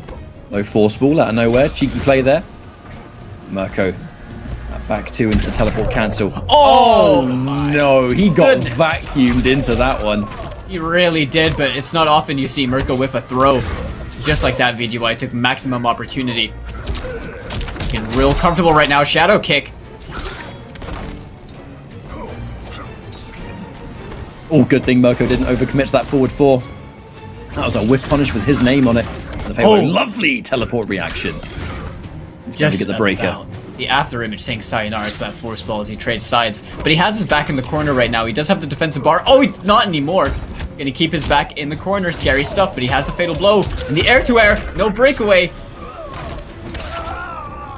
That is that. Video games yo now. With a really, you know, a favorable position. Because Mirko now can't afford to make any mistakes.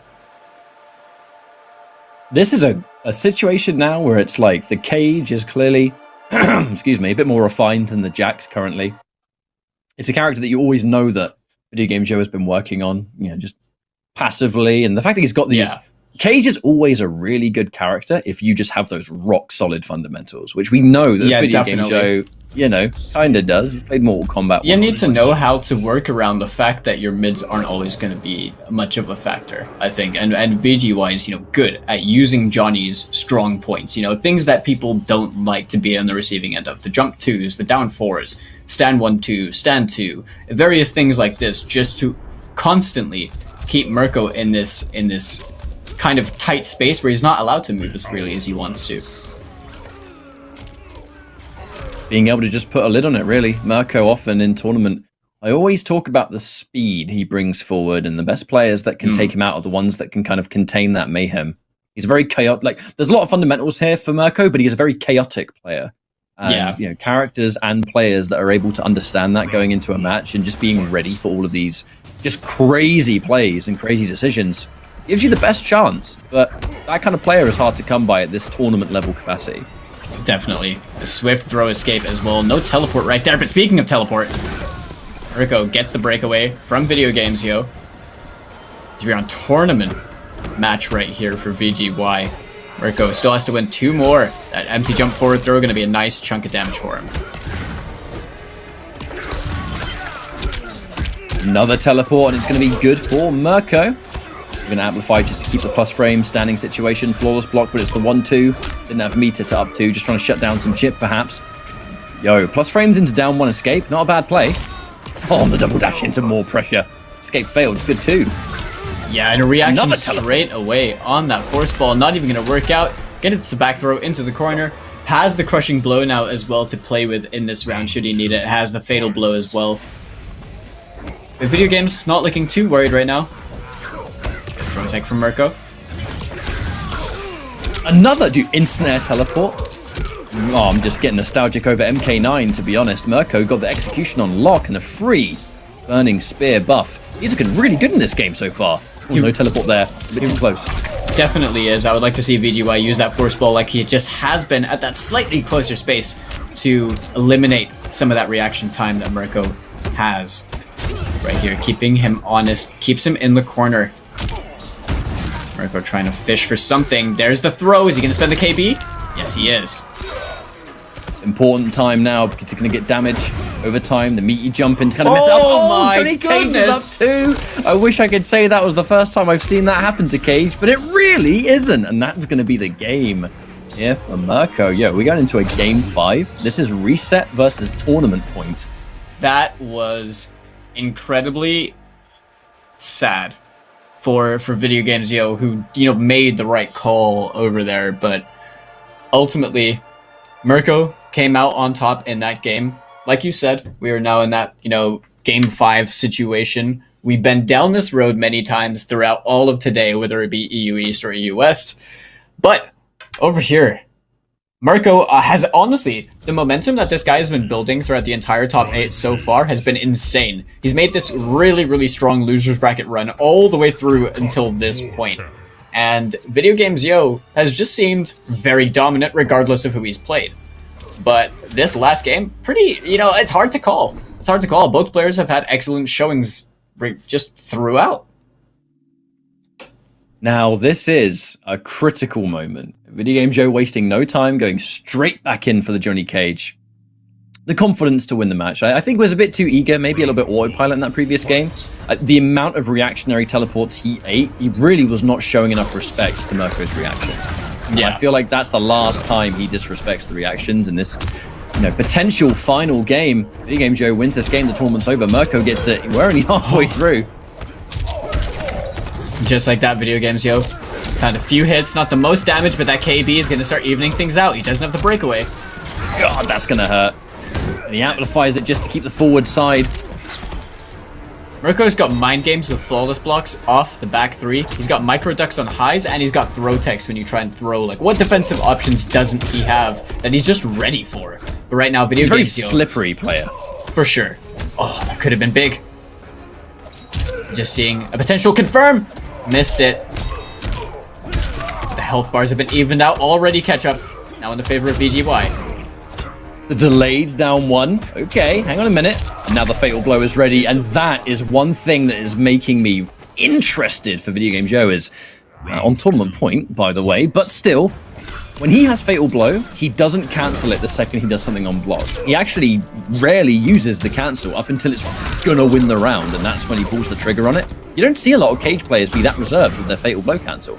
I think he's acknowledging the fact that they're not, like, grossly plus to a point where you can just get away with using them. I think because Mirko is a very, reactionary player, a very knowledgeable player as well, he's expecting that to just be reacted to be challenged and things like that. He's trying to find the right timing to let that rock.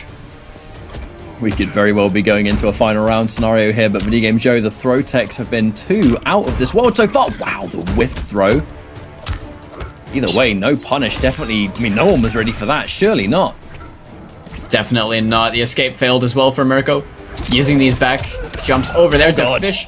No shades KB. Doesn't want to spend it this early. Has the fatal blow cancel to work with later in the round. Great air to air as well. Going to spend the bar on the confirm. And by the time the combo ends, he has another cancel available. Mirko with 4 bars of defensive meter does the wake up 3, but it's going to be the hard read all the way through. Mirko hits the up 3, he tries to grab, and a classic jump out is going to win the whole tournament. Video Game Joe going in with the cage at the last minute. Able to take yet another first place here. It does kind of just seem like Video Game Joe and Raichu, they are our constant champions, but Mirko, gotta give him his props and shout-outs that he's been an avid grinder, especially recently. Open Series, Pro Comp, he's been there, winning tournaments, getting grand finals. Absolutely one of the best players in Europe right now.